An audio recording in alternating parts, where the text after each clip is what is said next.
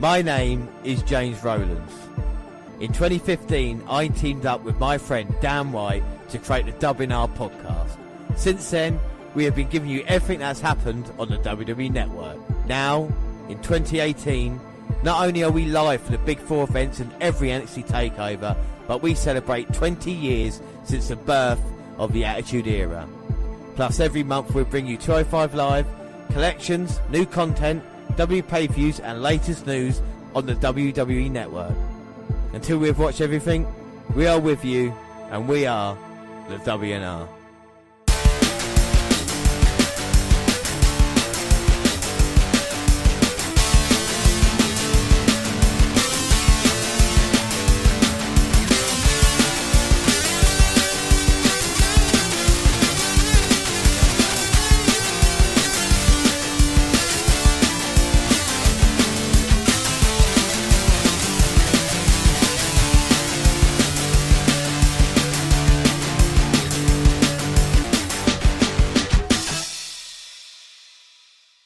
Yes, hello, I am James Rowlands, and as always I'm joined by Dan White. And today it's a very special episode. It's a WNR175.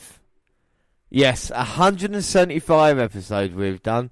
Where does the time go? We've had a Dwayne and avoided Jarrett, and now we are stronger than ever. On this special episode, we have one of the most anticipated podcasts that WNR do. It's Controversial Charcters Part 3! Now, we'll be going to some dark places, but hope to bring enough humour and some funny stories in our very best controversial characters. So, to give you a taste, here is the alternate intro. Advisory, the following lyrics contain explicit language. Shut your fucking face, Uncle Fucker. You're a cocksucking, ass-licking Uncle Fucker. You're an Uncle Fucker. Yes, it's true. Nobody fucks uncles quite like you. Shut your fucking face, Uncle Fucker. You're the one that fucked your uncle, Uncle Fucker. You don't eat or sleep on loin. Just fuck your uncle all day long. What's going on here, Fucker? Fucker, Uncle Fucker, Uncle Fucker. Shut your fucking face, Uncle Fucker, Uncle Fucker. You're a boner biting bastard, Uncle Fucker. You're an Uncle Fucker. I must say, we fucked your uncle yesterday. Uncle Fucker. That's U-N-C-L-E. Fuck you, Uncle Fucker. Suck my balls. I didn't hear any explicit language in that whatsoever, so sorry about that. Pointless advisory. Well, the controversial characters, we've done 2 episodes before, and basically what we do, we pick out controversial people or events, or usually characters obviously, but events as well that we look at. On this episode, there's so much, but we're going to start with our first story, Dan.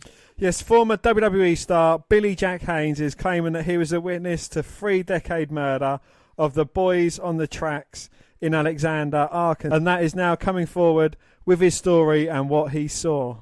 2 teenagers, Kevin Ives and Don Henry, were brutally killed on August 23rd, 1987, and the case went cold after the killer of killers were never found. Now, the local KARK4 News NBC affiliate in the area is reporting that Haynes has reached out to the parents of one of the boys and teamed up with an investigator to raise money to fund a private investigation into the murders. I come with no hidden voice. I come to you straight face to face because this is reality, man. Haynes said in a video posted on YouTube. Don't hide nothing. Well, don't hide nothing is a double negative in itself. So actually he is hiding something then? Yes. Ooh. Well, Haynes, who apart from being a WWE star, also transported and trafficked through the United States. That said, while on one of his jobs as a security for a drug money drop, he witnessed the 2 murders. Haynes said they were murdered by people who were working for the same Arkansas criminal politician he was providing security services for. He says, I'm standing here, put my life on the line, telling you that I could very well be killed, added the 64-year-old in the video. They have to be taken down.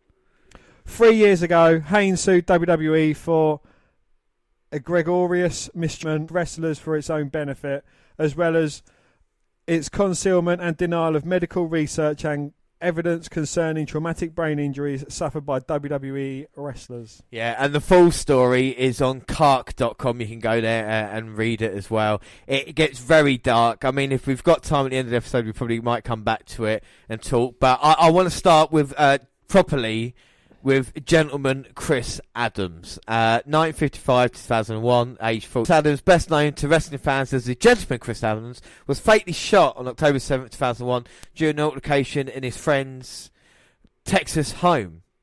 Reported as a drunken brawl, the shooter was Brent Beret Parnell, a fellow wrestler and friend of Adams. Parnell was ultimately acquitted of the charges of self-defence. Well, Chris Adams' early career, he was a three-time national judo champion in England.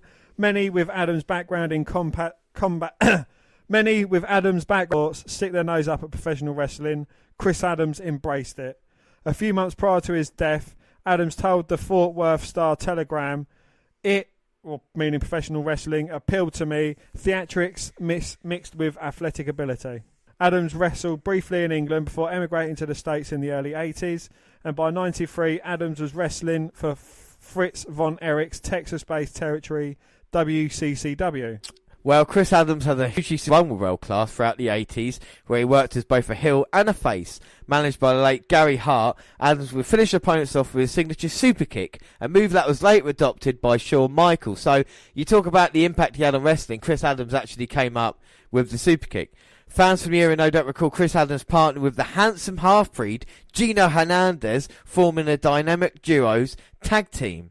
The sports-storing crowds came to it in droves to witness the Von Erich Schubler dynamic duo, bringing big money for WCCW in the mid-80s. Now, one of the things we're going to do in Controversial Characters this episode that we haven't done in previous ones is that we're going to stop at certain points and then talk about another subject. So we've just mentioned Gino Hernandez. Dan, tell us about Hernandez. Well, on February the 4th, concerned with Hernandez's well-being, two world-class officials, Dave Manning and Rick Hazard, and several local law enforcement officers broke into his Highland Park apartment and found Hernandez dead. He had been dead for approximately 2 to 3 days. Initially, Hernandez's death was ruled as homicide case, but following autopsy reports, his death was ruled as a result of an overdose of cocaine. Well, his cocaine addiction was no secret to many world-class mainstays, including manager Gary Hart, who tried to encourage him many times to drop the habit. On a DVD documentary, The Chant for Challenging World-Class Championship Wrestling, Hart said that he had pictures of all the wrestlers he managed, except for Hernandez, because it made him touch with Gino. The syndicated world-class broadcast, scheduled for February the 15th airing, was scheduled to have aired a match involving Gino Hernandez, originally taped on January 24th at the Dallas Sportatorium. The match never aired. Instead, announcer Bill Mercer made the announcement of Gino's death, and a different match aired instead. Both Mercer and Mark Lawrence treated Hernandez's death as well as Chris Adams' blinding angles during a time when World Class was about to go forward with a feud beginning at Texas Stadium. Adams returned the following May and won the World Class Heavyweight Championship 2 months later.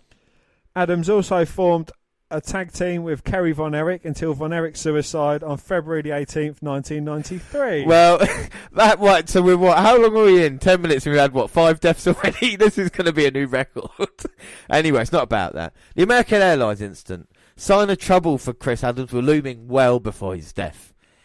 In 1986, a flight attendant who claimed that Adams was belligerently drunk on a delayed American Airlines flight. After telling Adams to sit down in his seat, he told her, "I make 25 times the money you do, and no one like you is going to tell me what to do." Adams proceeded to headbutt the co-pilot and picked up an assault conviction from a federal jury. The story goes that Adams had to be physically restrained by Kevin Von Erich. Well, Chris Adams' life had become a whirlwind prior to his death. He was awaiting trial on manslaughter charge stemming from an incident a year and a half prior when Adams and his girlfriend were both found unconscious in a Dallas apartment. The two were partying the night prior and had overdosed on a mixture of GHB and alcohol.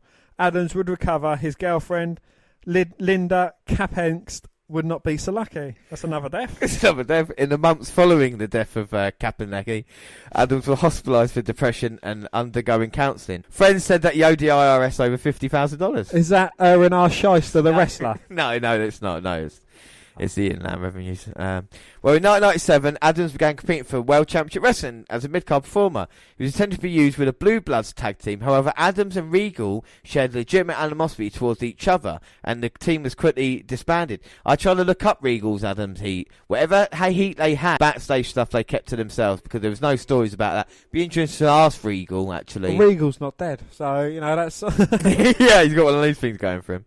Well, Adams then feuded with Glacier in a battle of super kicks and then locked horns with Chip Minton. What a name. I know, it's brilliant. Adams was granted his release from WCW and satisfied with his role in the organisation. He returned to Texas as a promoter and part-time wrestler, appearing for a time with NWA Southwest organisation. Well, here's how he lost it all. Where Chris Adams was on the top of the world. He owned multiple properties and cars. A few months prior to his death, Adam told the Fort Worth Star-Telegram, "I thought it would never end. I lost it all through divorces, ignorance and mistakes."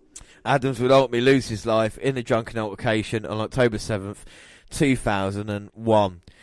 And like I said, the guy for self-defense, so Adams obviously started that fight in the pub. But it just shows a guy that could have been such a great wrestler. And we've seen him on Nitro when we're going back, and this is why we wanted to focus on him. But just that story alone, connected with the kind of Von Erichs and WCCW, is pretty unbelievable, when you think about how much tragedy there actually is.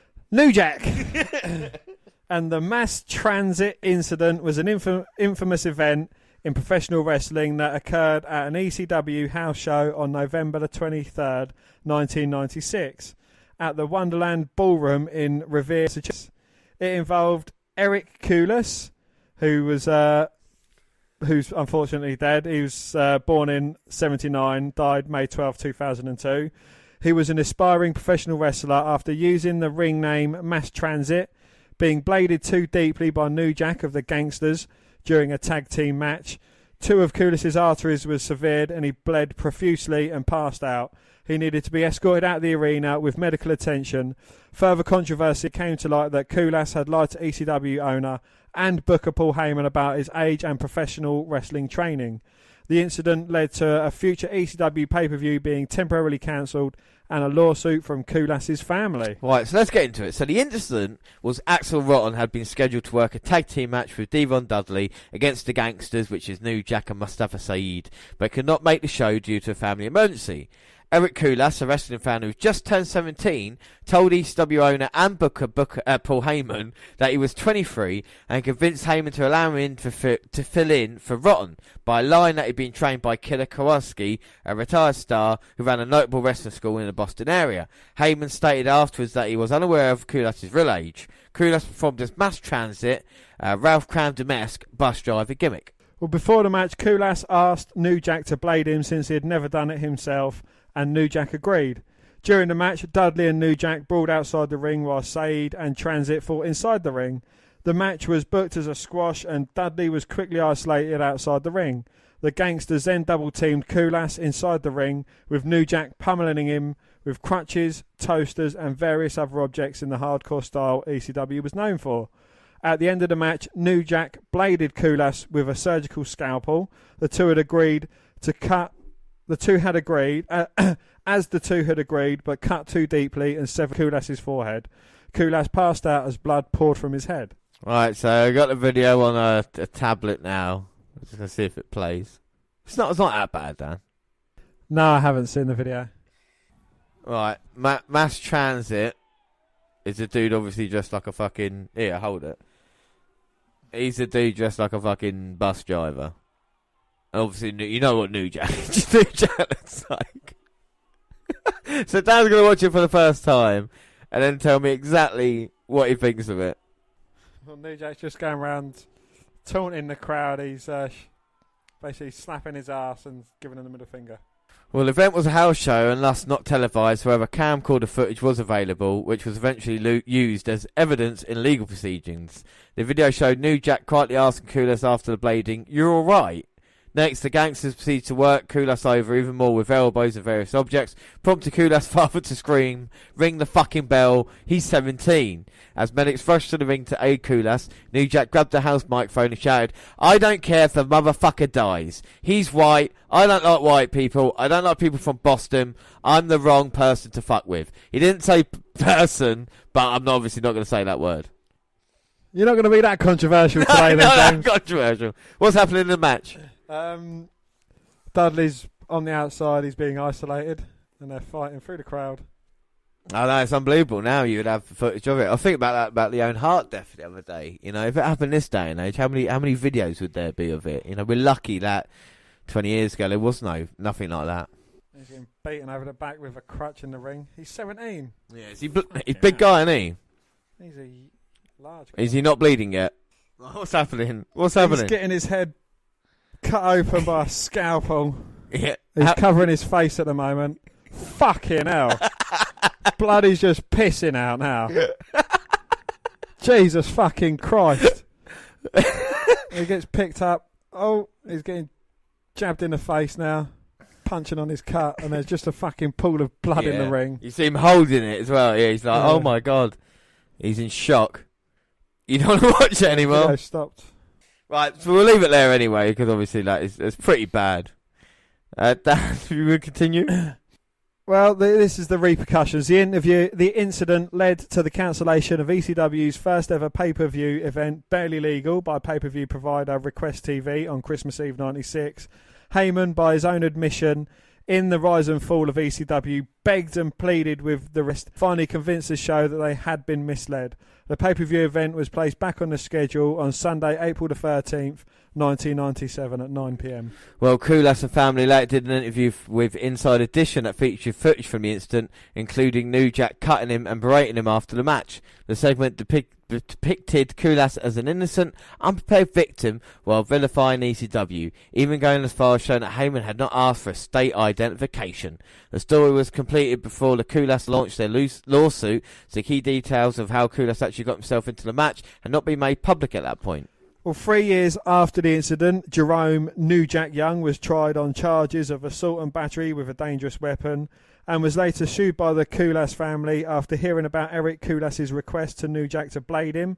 A jury acquitted Young of all charges in the criminal trial. He was later declared as not liable in the civil trial. Performers who testified at Young's trial stated that Koulas, arrogant and demanding backstage prior to the match, and when told that he would have to bleed as part of the match, Koulas asked Young to blade him, as he had never done it. It was also testified that Koulas' father shouted, "He's only 17, and take it on easy on him, he's a kid," when they isolated his son from Devon Dudley during the match and double-teamed him. Well, the book Rise and Fall of ECW also states that the medic crew carried Koulas out. He was escorted by Tommy Dreamer, who held his hand to comfort him, passing by the audience. Koulas began giving them the finger in an attempt to continue playing the bad guy. Well, authorities later determined that Koulas had lied to Heyman about his age and experience. Koulas claimed to be 23 years of age, but he was actually 17 years old. He also claims to have been trained by Killer Kowalski, and his father vowed for him, but Koulas was never trained to wrestle. In the rise and fall of ECW, Paul Heyman states that Koulas' dubious credentials as a student of Killer Kowalski were endorsed by a then-known midget wrestler who was with Koulas when he and his father approached the staff about getting Eric in the match. Well, Eric Koulas unfortunately died on May 12, 2002 at the age of 22 due to complications from a gastric bypass surgery. You think how fucking bad that is? Well, 30 years since the death of professional wrestling legend Bruiser Brody, at this time has passed. Oh, is this the next story? Yeah, next story, right. yeah. Right, so that's, I mean, but you see, so what are your thoughts on was that too far in the video? Well, you know, it is 6 1/2 You know, getting bladed by New Jack, he must have cut him quite deep to sever 2 arteries in his head. We've got another New Jack bit of story. New Jack obviously was willing to take dangerous bumps. His stiff hardcore wrestling style and shooting on opponents who were deemed disrespectful. New Jack is extremely dangerous and hostile in the ring, willing to break script to cause serious harm to his opponents. So even after ECW, during a scaffold match, New Jack pulled out a taser and tased Vic Grimes with it multiple times and then threw him off the scaffolding, crashing into one table and landing on turnbuckle and ropes. Have you ever seen this spot between New Jack and Vic Grimes? Yes, because I don't want to fucking see it. You can see it again now. Vic Grimes versus New Jack. Fucking hell. What happened? What happened? He was thrown from at least 50 foot in the air, and I'm not even fucking exaggerating this time, from like the scaffolding around the ring. Did he miss the two straight onto the outside, or? I think he hit one table and then hit the turnbuckle. Slow-mo. Well, he's kind of slid off the tables, hit the top rope, bounced into the ring and landed really awkwardly. Oh, New Jack's got him. Not happy with Vic Rhymes. Fuck me. Bounced off. Well, New Jack openly admitted that he did that on purpose with the intent of legitimately kill Vic Rhymes over an incident previously leading to New Jack's legit brain damage and blindness in his right eye. Now, anybody that doesn't know, New Jack used to be a hitman as well. How fucked up you let someone like that wrestle down, eh? I mean, there's some controversial characters. I mean, there's a lot about New Jack taking it too far, but there's just two incidents from him right there. The motherfucker's still alive. Yeah, and he's still going. How old's he now? 55. Never forehead. Never signed by WWE. I wonder why. Oh shit! Yeah, Gypsy Joe's a good one. New Jack is fighting this kind of like 60-year-old guy in like a kind of like tiny little arena. There's only like 20 people there, and for some reason he just beats the living fucking shit out of him. I honestly don't know why he does it for, but it's quite bad. The guy's really old. Yeah, just him beating the shit out of him. I mean, it's bad from New Jack. That's why he's a controversial character, and that's why he's never signed for WWE as well. But we move on, and one of the moments we've touched on, I think, in every controversial characters episode, is Bruiser Brody and what happened. Well, 30 years since the death of Bruiser Brody, the time has passed, and it's become increasingly evident that Brody was actually murdered by Jose Gonzalez in a Puerto Rican locker room. And WWE Hall of Famer Tony Atlas was not only there for the incident, but was the first to respond to the fallen Brody. In an interview with Hannibal TV, Atlas shared his memory of the moments before and after and during the attack of Brody. Atlas and Brody... So, this is pretty graphic, Dan, but I'll let you take it. Well, Atlas and Brody have a locker room conversation interrupted by Gonzalez, who asks to speak with Brody. Atlas remembers a towel being wrapped around Gonzalez's hand.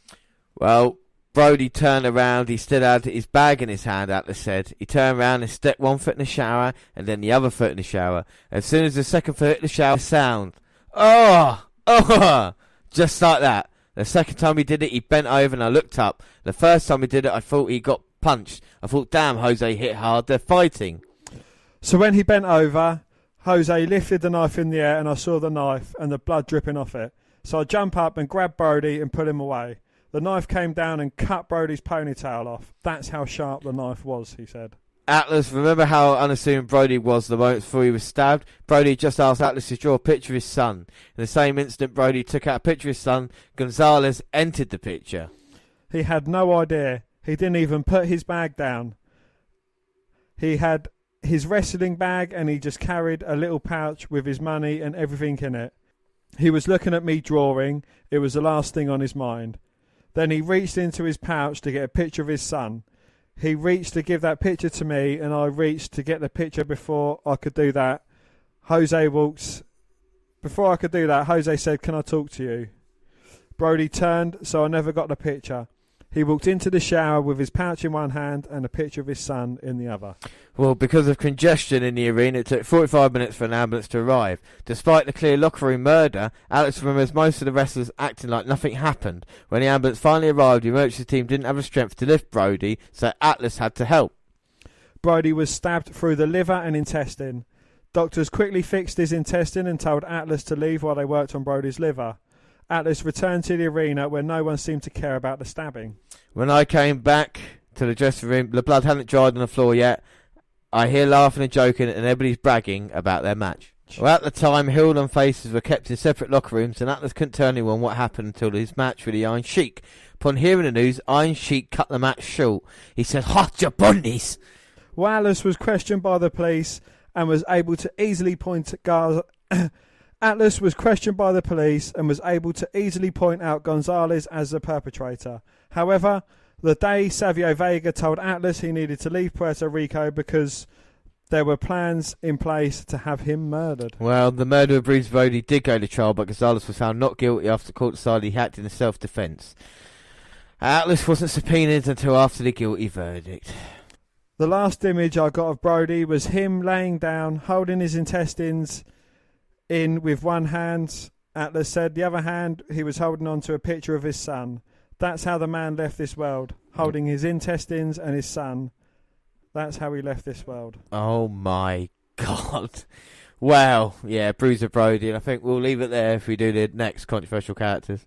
Booker T was interviewed by Hannibal TV recently. Soon after, Booker T was honoured with the Lou Fez Award by the Dan Gable for hosting the museum. During the interview, Booker was asked about his infamous backstage fight with Batista in 2006.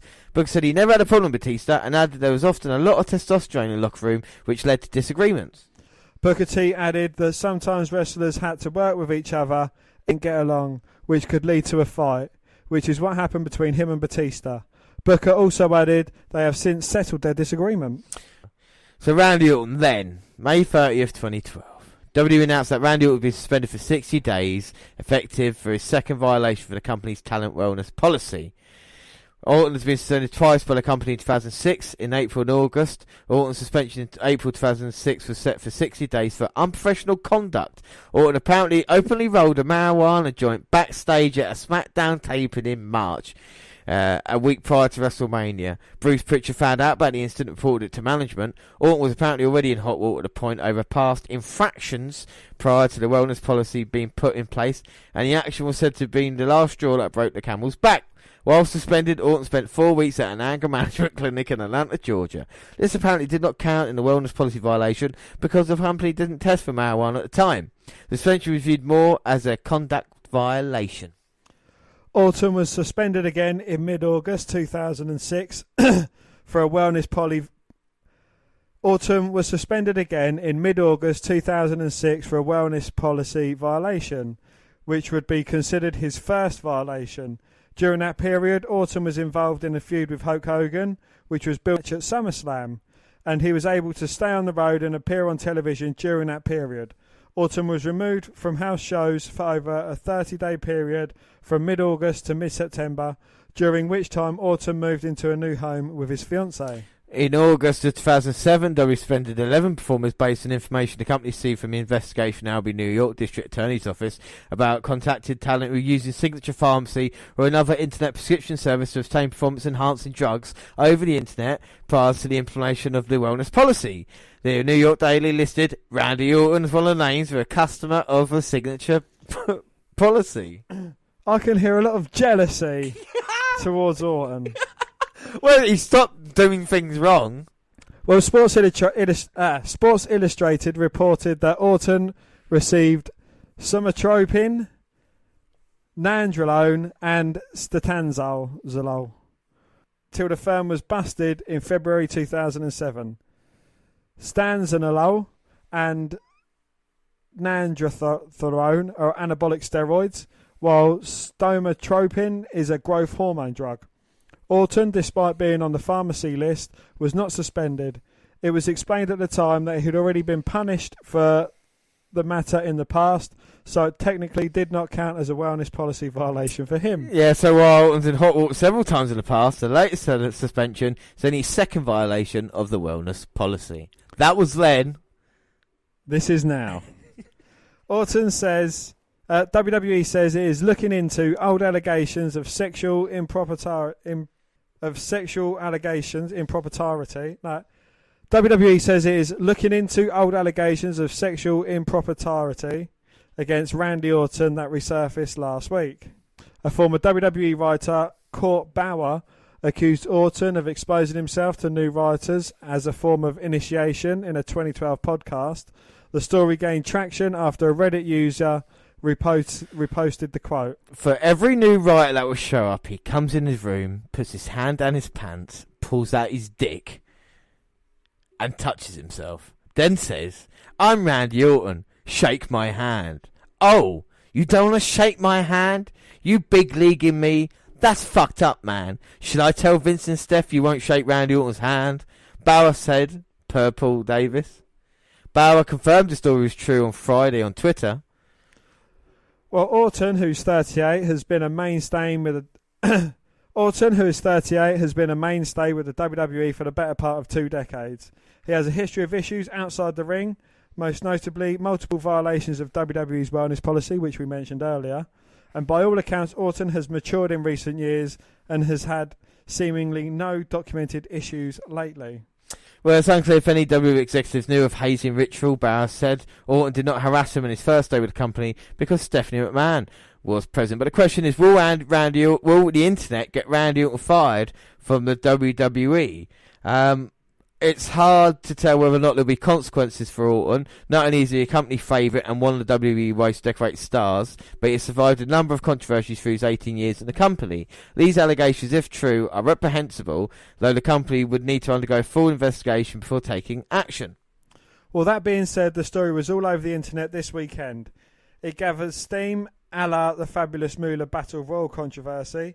WWE won't be able to ignore it. And this could spell bad news. Recent allegations have come to light that they were actually quite old, saying to show his man parts to new writers as a way to break them in. Mr. Kennedy spent some time in WWE and was even fired after he took a suplex from Kennedy in the wrong way. Well, Ken Kennedy spent some time doing a U-Shoot interview when he discussed one disturbing experience he had with a Viper. That borders on the highly appropriate.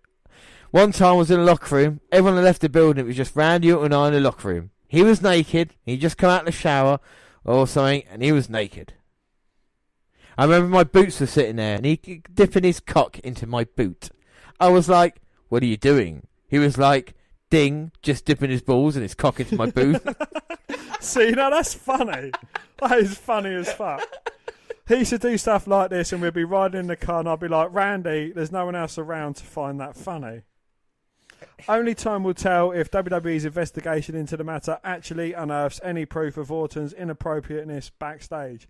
But it certainly seems like we have enough proof by eyewitness accounts at this point to start a solid case that maybe at the least Randy Orton has an extremely juvenile sense of humour. Of course he does. The Randy Orton story's been picked up for Fox News, and that might be banned for Orton. But that was then, that was now, and forever, Dan? Well, Randy Orton allegedly joked with WWE staffers during SmackDown Live's Dark main event about some of the sexual harassment claims made against him, according to reports. The website claims that following Tuesday's WWE tapings in Greenville, South Carolina, there was a match that saw Luke Gallows, Carl Anderson and WWE champion AJ Styles take on Orton, Samoa Joe and the United States champion Shinsuke fucking Nakamura. Well, apparently prior to the match, Orton approached WWE crew members who were ringside and offered a handshake, shaking the hand of one staffer whilst laughing. The whole group then reportedly burst out laughing afterwards. So the whole group, meaning Gallows, WWE champion AJ Styles, Samoa Joe, who's challenging the WWE champion, US champion Shinsuke Nakamura, all thought it was funny. Look, they might not be laughing, but the people ringside were. But even his tattooist is difficult. And this is another news story. Randy Orton, all controversial stuff like this, with his problems. And even his tattooist is, because the story is, of course, several months ago, Catherine Alexander sued the two companies, WWE and 2K Sports, after alleging the tattoos she did on Orton were original designs. She did not give them permission to be recreated in a video game. She was suing WWE, Take-Two Interactive Studio Software, 2K Games Inc., 2K Sports, Visual Concept Entertainment, Ukes Co. and Ukes LA. Well, WWE and 2K previously argued that United District Court of Southern Districts of Illinois, where the lawsuit was filed, doesn't have jurisdiction over them and attempted to have the lawsuit diminished. Well, in response, Alexander claims the court does not have personal jurisdiction over each entry because they choose specifically to aim an alleged infringement of her copyrighted work directly in the state of Illinois, and because when previously contracted, WWE offered her payment of $450 for the rights. Her response also included copies of 6 copyright applications in relation to the assorted designs dated back to March of 2018. The court has ordered that all discoveries in relation to the case wrap up by January 7th. A settlement conference on April 16th has been scheduled. But that's Randy Orton. And everywhere he goes, there's trouble. Because if that was just it for Randy Orton, that would be enough for him. But we've got some more controversial stories.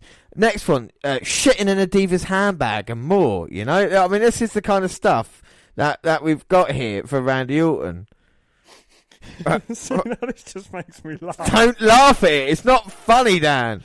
Right. Well, that's your take on it. My take is that it's just funny as fuck. Instant with the fans, Dan. Instant with the fans. In 2014, being a professional wrestler means that whenever you go around the world, you're going to be recognised by fans and often asked for pictures and autographs. While many wrestlers are happy to take these opportunities, sometimes they need a break from the constant public. In 2007, Orton was nearly arrested after an incident in New Orleans involving a fan and his camera. Sean Poff, a friend of the fan in question, posted online his account of what happened. As we're going up to a friend, asked Randy Orton if we could have a quick picture. Orton said everyone wants a quick picture. Then Orton took the camera upstairs with him and proceeded to throw it off on the bus. Lucky enough, some of the other guys caught it and gave it back to my friend. Lo and behold, he realises his SIM card is gone from his camera. The incident escalated when the police were called and the fan said all he wanted was his SIM card back. Orton settled accounts by giving the fans $100 to cover the cost, which he autographed and signed to dipshits. This is not his first, not last time Randy Orton's had it with his fans. He often got in heated arguments with people at shows, including threatening one fan at a show at 2012. Well, not long after CM Punk rocked the world with a stone and microphone, Randy Orton tried to get in on the action by going on KUPD, a radio station in Phoenix, Arizona, and effectively shooting on other wrestlers in the WWE. Most notoriously, he stated he could name 10 guys that Kelly has stepped with in the WWE locker room.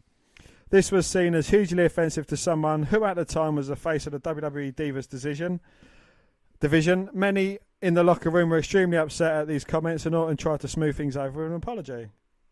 He said, "Yesterday I put my foot in my mouth and I need to try my best to make it right. I owe Kelly Kay an apology. The fact she's dated a few guys I work with doesn't make her a bad person and is also none of my or anyone else's business. Yesterday I got caught up in a live radio interview and brought Kelly's personal life into it. It was completely uncalled for. Kelly, I hope one day you can forgive me. I do, however, understand that if it doesn't happen, please everyone, trash me all you want, but please drop the topic out of respect."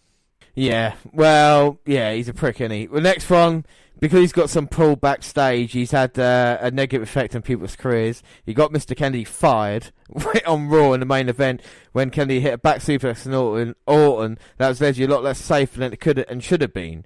Orton and Kennedy had heat words backstage, and 4 days later, Mr. Kennedy was released from the WWE contract. Kennedy claims that while Orton was not the reason he was fired, the incident may have been the final straw.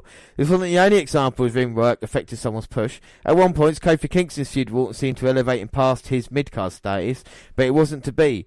Because in a match, Orton lost it, shouting, "Stupid, stupid." Kofi's push was abruptly cancelled, and, like we say, had to find a new day to sort himself out again. Well, for a while it seemed like the controversy days were behind Randy Orton, and he had been a good boy for a decent length of time. Earlier this year, however, he found himself embroiled in another scandal when he tweeted something offensive about a female fan. It quickly went viral. On the 4th of August, he tweeted, Look at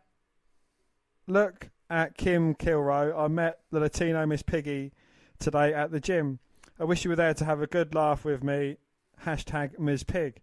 Fans were immediately outraged. The story goes that apparently the fan in question had been sending harassing messages to Orton's girlfriend via Twitter to the point she was blocked by Orton on the social media platform.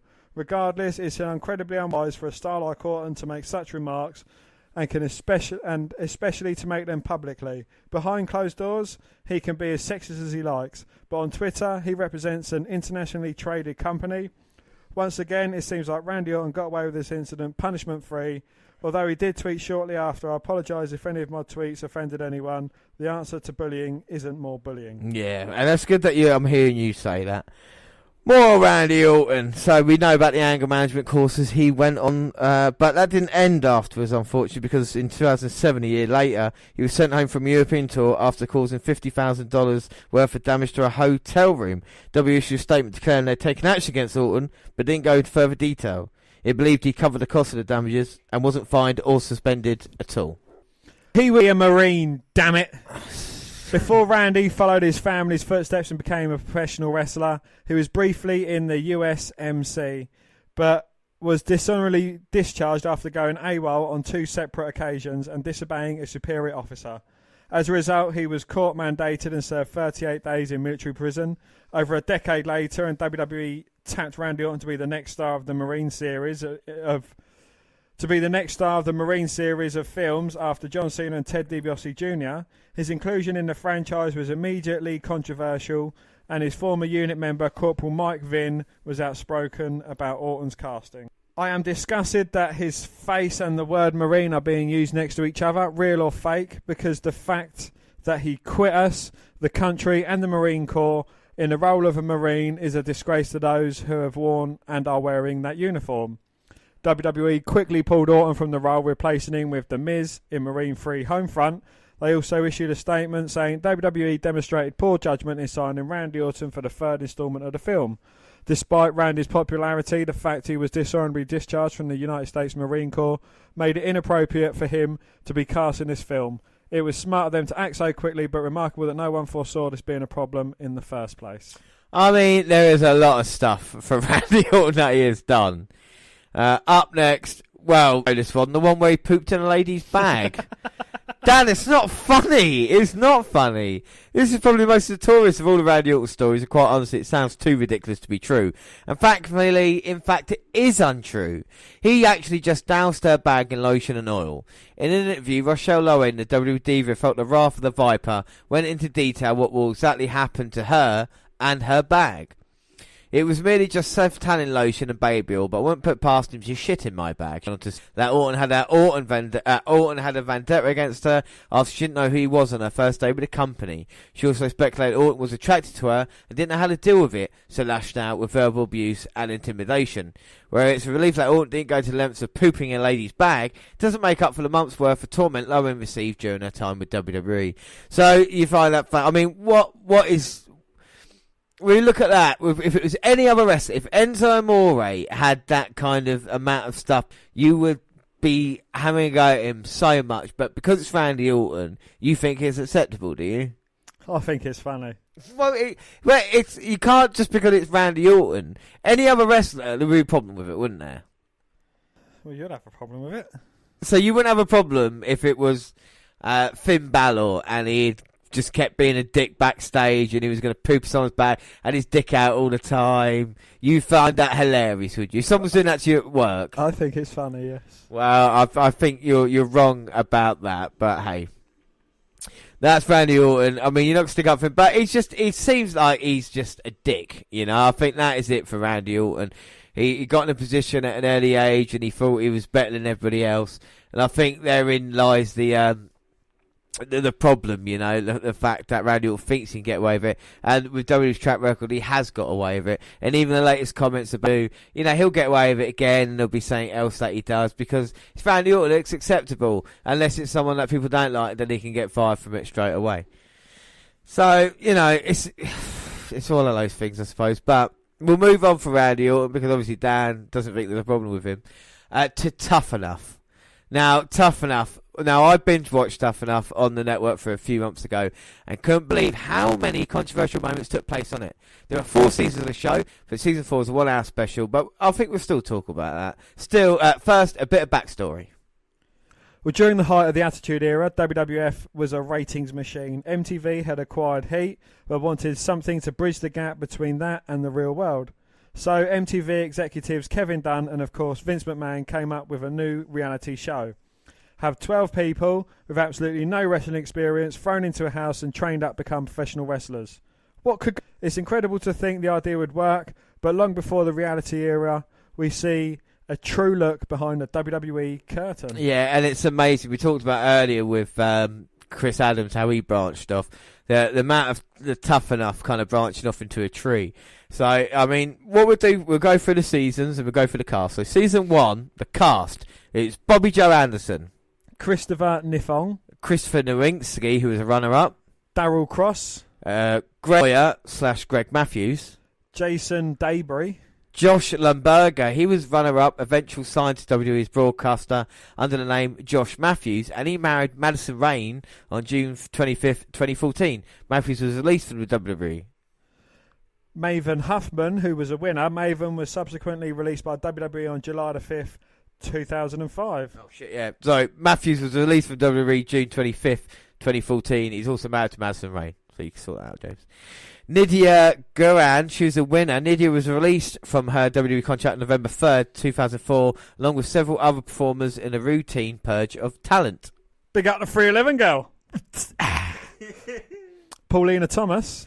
Shadrick McGee. Taylor Matheny, who was the runner-up, is married to Brian Kendrick. Yeah, and Victoria Tabor.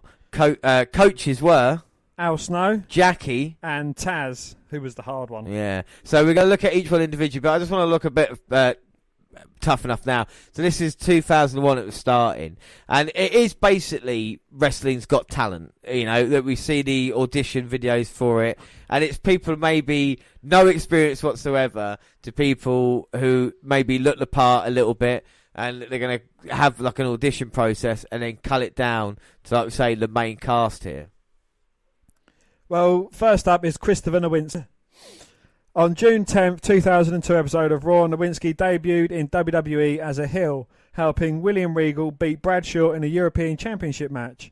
Nowinski had a short-lived alliance with Regal, defeating Spike Dudley in his debut match the following week with Regal in his corner. Nowinski teamed with Regal on June 24th episode of Raw, defeating Bradshaw and Dudley. Nowinski continued to feud with Bradshaw over the next few weeks. Their feud ending on July the 8th episode of Raw. Nowinski teamed with Jackie Gader in a losing effort against Bradshaw and Trish Stratus, while also trying to warm up Regal from his breakdown after he lost the European Championship to Jeff Hardy. Nowinski feuded with the Dudley Boys. All right, Bad Blood Nowinski and Mac defeated the Dudley Boys. Nowinski wrestled his final match for WWE due to him suffering with post-concussion syndrome on the June 23rd episode of Raw in a losing effort against Maven. After a full year of post-concussion symptoms, he chose to retire from wrestling. Well, since Nowinski's departure from WWE and the publication of his book Head Games, he has garnered a significant amount of media attention, making numerous appearances on networks such as ESPN and CNN to discuss sports-related head injuries. Nowinski continues to work as a consultant for Trinity Partners while serving as co-founder and president of the Concussion Legacy Foundation, CLF, for the Sports Legacy Institute. The CLF was founded on June 14, 2007 in Boston, Massachusetts by Nowinski and Dr. Robert Cantu in reaction to new medical research indicating brain trauma in sports had become a public health crisis. Dr. Cantu wrote the foreword in a 2012 update of Head Games to accompany the release of the documentary of the same name. Post-mortem analysis of the brain tissue of former contact sports athletes was revealing repetitive brain injuries, both concussions and some concussive blows, could lead to the neurodegenerative disease chronic traumatic encephalopathy, or CTE. In addition, an absence of awareness and education on concussions, specifically proper diagnosis and management, was allowing the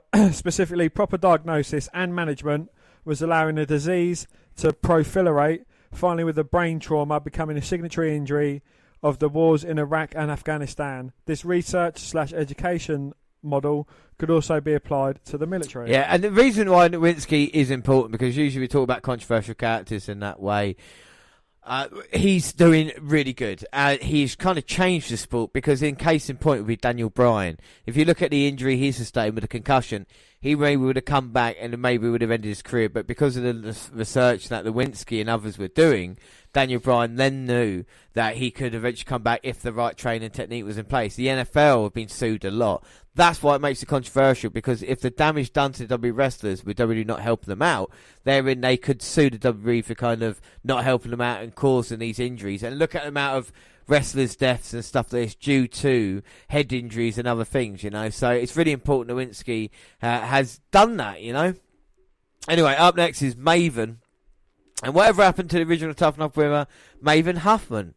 The guy was groomed for superstardom at one point. WWE wouldn't allow just anyone to eliminate The Undertaker for a Royal Rumble, That then, in 2003-2004, looked like he was going to become a member of Evolution and from association with Triple H. And then, nothing. Maven's career just kind of petered out. He was jobbed out. After his July 2005 release, Maven hit the indie scene and did some shows for the TNA-affiliated UWF. But after that, he just kind of wrestling business. What was he actually up to? Developing a serious addiction to oxycodone and hydrocodone. By all accounts, Maven was arrested in Florida in 2012 after he had been caught doctor shopping, going to various doctor's offices to get more pills than he was prescribed, he was released on a $2,000 bond and faced up to 5 years in jail. Realising he needed help, Maven underwent WWE-sponsored rehab and cleaned himself up. He now works in medical sales and has recently begun appearances on the convention circuit.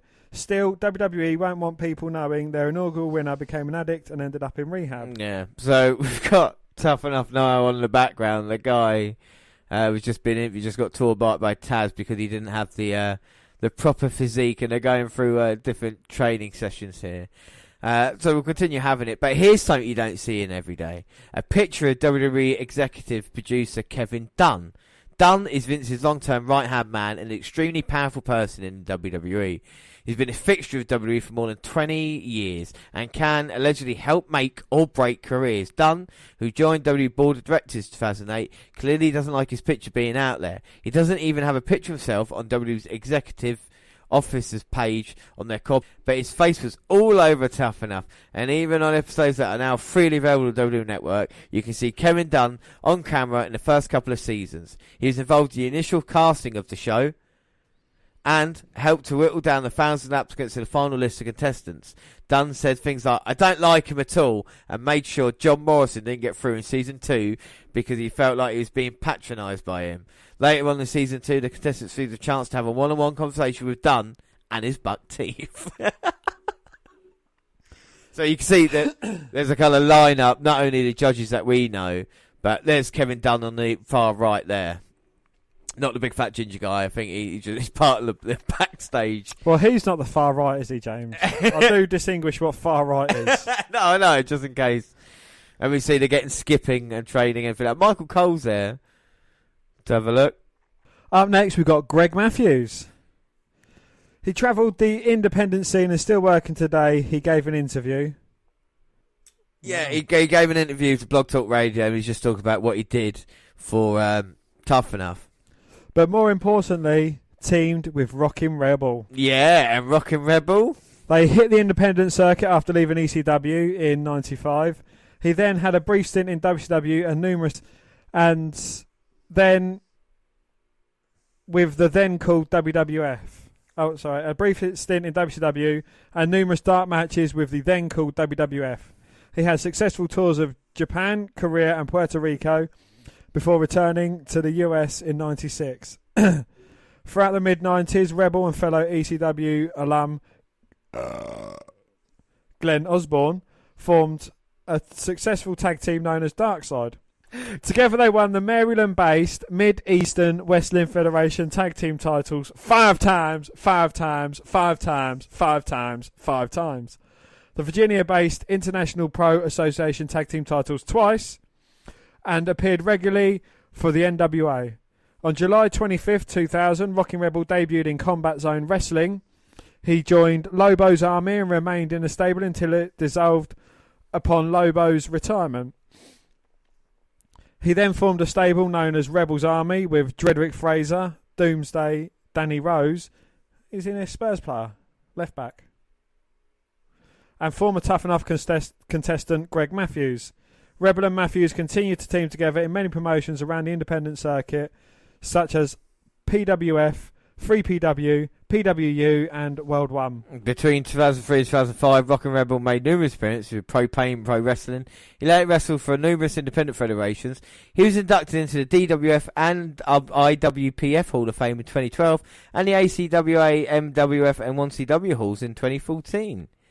But then we got news: a professional wrestler shot his wife and turned the gun on himself in an apparent murder-suicide, police have said. Officers in Pennsylvania have reported that injuries to Charles Williams, better known as Rockin' Rebel, and his wife Stephanie indicated that he'd used a firearm on them both. No other wounds were sustained by the couple who were found in the living room on Friday. To friends, 2 10-year-old children of Miss Williams, who was 50, also lived at the house in the northeastern US state, but it was not clear whether Mr. Williams was their father. The 52-year-old was a well-known figure on the independent wrestling circuit and, like we said, enjoyed success, as Dan said earlier.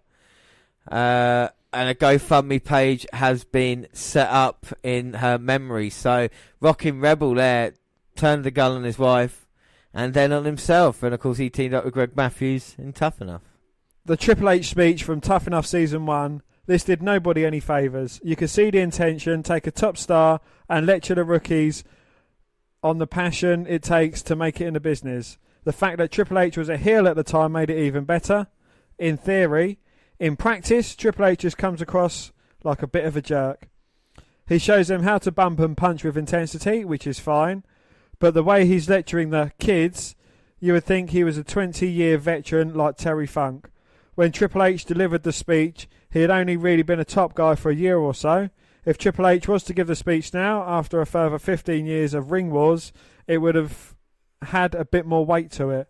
But back then, it just looked like another transparent attempt by WWE to make the game look like the biggest badass on the planet.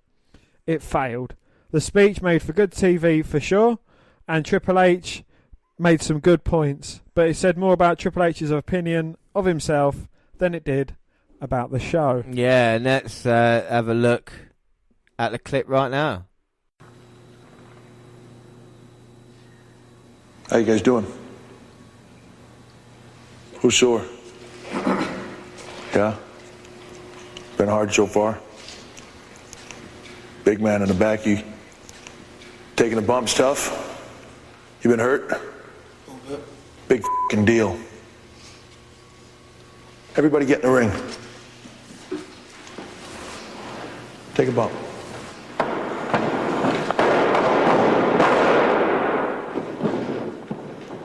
Take one. Take a bump. Flat back.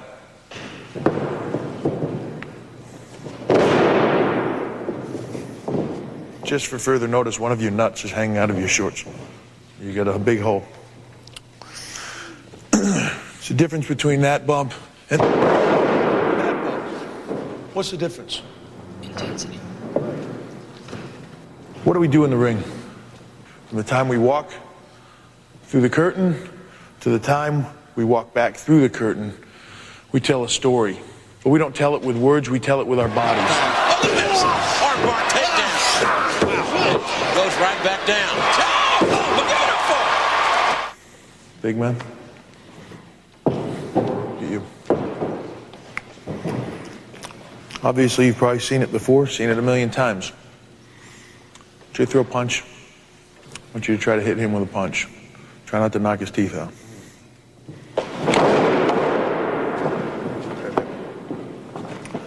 It's good. Good snap. Hit me one time. See the difference in how fast I snap? Watch me get it.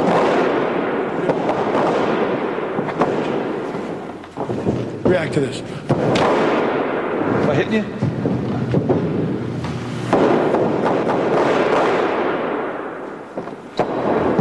Good snap. Good. Attack the mat. Do it again.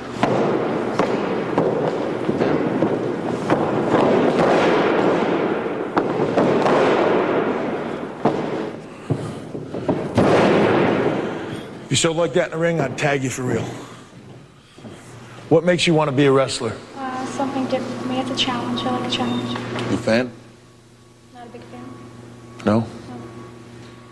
You just saw it on TV one day and thought, I'd like to get my ass kicked for a living. How about you? Just allowing the whole business, the athleticism, the pain, Fame, the glory, want to get laid. Figure there's a lot of chicks, right? Follow wrestling around. The way I see it is 200 plus days a year, we are on the road. You got kids, they grow up, you're not there. Your wife, she's sitting home. What's she doing? Don't know. Your husband, he's home. What's he doing? Don't know. You get home, you've been gone, you're tired, you're beat up. You're not done, it just starts. Now you gotta be super husband, you gotta be super wife, you gotta be super dad, you gotta be super mom. It's not an easy life. Careers are short. Careers are fast. I'm not that tough. I'm no tougher than anybody else in our business. But I respect our business. I love our business. I put my life on the line every day for our business, and I gladly do it, and I will continue to do it. until I can do it no longer. You guys are all on the easy track. And you have to earn respect in this business. It's not given to you. You earn it. You pay your dues. And right now, you guys are a mile ahead of where you should be paying dues. You guys have the greatest opportunity in the world, in my opinion, to be in the greatest business in the world. Do not f*** it up. Do not throw it away. Because if you do, you piss on every single person that has come before you. Every single person that has paid their dues, every single person that has busted their ass, every single old-timer that's fairly crippled, that can't stand up, that can't walk, you piss on them. Every single person like Darren Drozdoff, who's a friend of mine, that sits in a wheelchair and can't feel a damn thing from here down, you piss on them. You either want this or you don't. And if you don't want it, don't waste our fucking time. What do you think about Triple H cunting off Goldberg like that? He shouldn't really, but again, you know, they was at that time, 2001. They was probably really rival. You know, there was really rival companies. So, you know, I think it's kind of acceptable in that way. Well, I mean, it's a bit, you know, two-faced Triple H to induct him into the Hall of Fame after he said that about Goldberg, you know, but they changed their minds about each other anyway, so I don't think that really matters. So, I mean, that is just the kind of, like, taste of stuff in Season 1 and that we had. Which, I mean, for that to have, like, 4 or 5 moments is pretty impressive, isn't it? You know, you think, oh my god, okay. We'll move on to Season 2. Season 2's not too bad. The show, I think you should go back and watch it on the network because it's good. You can see him learning to take a bump. You see him taking other moves as well. And Season 1 and 2 are really, really good for that. You do, if you love the behind the curtain look at it, you'll see it, and it's during the Attitude Era as well. And the guest Triple H, Kurt Angle, and other people show up to help out. But Season 2 cast, you've got Aaron Lewis, Alicia Martin, Annie King, Danny Carney, Greg, Hawk Youngkins, Jackie Gader. She was the winner, competed as Miss Jackie and was manager of LA for tag team of Charlie Haas, who's now her husband, and Rico. Jake Solokoff, who was a runner-up. Jessie Ward. She married professional wrestler Tommaso Ciampa in September 2013. Kenny Lane, runner-up. Later in his career, he competed at TNA and Ring of Honor as Kenny King. Linda Miles, winner, competed as Shaniqua, the dominatrix valet of the Basham brothers. Matt Morgan, who is known as the Blueprint Matt Morgan, he competes in TNA. Pete Tornator. Pete Tornator. Pete Tornator. Robert Savalet. Jessica Puss, and your trainers were Al Snow, Hardcore Holly, Ivory, Taz, and Chavo Guerrero Jr. There's only one real controversial moment in Season 2, and that's Jackie in a hot tub. Because she had a boyfriend at the time, but took a liking to one of the other guys because they all lived in a house together as well. And she's all over him in the hot tub. And then the next day, she's like, I don't want anything to do with you, I'm with my boyfriend. And it's awful for Jackie, but hey, she's with Charlie Haas now, so she got what she wanted, I guess, in that kind of series. And then Season 3, well, we got some of the best guests ever. Chris Benoit is one of your coaches. Season 3 does get a lot darker, and it's not just because of that. We'll go through the cast. And we've got Chad. Eric Markovici, who was the runner-up. Jamie Buck. Runner-up. Jill, episode 2, Jill quit after the very first day of training. The trainers were all annoyed and labelled her as a quitter because she never put forth her best effort. You've got John Hennigan, winner, eventually wrestled, of course, as Johnny Nitro, and John Morrison. He's now Johnny Impact. Yeah. Jonah Edelman, who was the runner-up. Justin. Kelly. Lisa. Matt Capitelli, who was the winner. Nick. Rebecca. And Scott. And your trainers were Al Snow. Ivory. And Bill DeMott. Well, remember Lisa from Season 3, Dan? No? Well, there's a good reason for that. Lisa, a nondescript blonde who would never hope of winning the competition, only appeared in the first 2 episodes. During the 3rd episode, contestants and the audience were told that Lisa had decided that wrestling wasn't for her. Phrases such as "her mind gave in before her body" was used to describe what happened. Boy, you can say that again. It wasn't a simple case of Lisa feeling a little bit of stress. She had a full-on psychological breakdown. With the rest of the house and trainers were out eating, Lisa reportedly stayed behind and started throwing herself into the walls. After that little episode, she found the MTV control room, made her way onto the roof of the house, and had to be talked down by producers. When her parents came to collect her, she physically attacked them, claiming she had no idea who they were. After that episode, she escaped custody in an LAX airport, causing a whole wing to be shut down, while attempts were made to find her. But the fun didn't end. Sometime later, Lisa made her way to Ohio Valley Wrestling and claimed that Al Snow and WWE had sent her there for further training. It was untrue. Not taking a hint, Lisa found a way to get backstage at W events in September 2002, where she helped set up the pyro for the events and even had a face-to-face conversation with Vince McMahon. Once W officials finally caught on to what was going down, and a picture of Lisa circulated among WWE security. Fucking hell. One of the other things as well about it is, of course, we branch off to certain things, and a bit like Greg Matthews with Rockin' Rebels, a tag team partner. Of course, John Morrison had Joey Mercury as a tag team partner, and Joey Mercury, talk about controversial for him. You know, he had so many moments, basically. Well, he was a gifted athlete, an athletic specimen with a mind that understood the psychology of wrestling for him. A highly scouted prospect from the indie scene, before indie scenes were cool, who made it to the WWE and struck gold. But a long-standing battle with substance abuse continuously kept him down from achieving the greatness a clearer soul would have attained, and his path to stardom was cut short twice. A third chance following his clean-up resulted in more of a backstage role, which he embraced and contributed more than people realise. A quiet release at the beginning of the year, and now the indie world is starting to see what a more mature and focused Joey Mercury is capable of doing. He's taking it one match at a time, but make no mistakes, Joey Mercury is making up for lost time. While 2017 was him getting his feet wet again after being away from a ring full time for 7 years, but 2018 will be a year of reckoning for Joey Mercury as he moves forward, more determined than ever. Yeah, I mean, went into too much detail about Joey Mercury's career, but I mean, the most important moments is that throughout ECW where he worked and stuff like this, he had basically become, addicted to the alcohol and stuff, and the big moment for him came when is it? Well, it was in March of 2007. Mercury was released for violations due to the WWE wellness policy.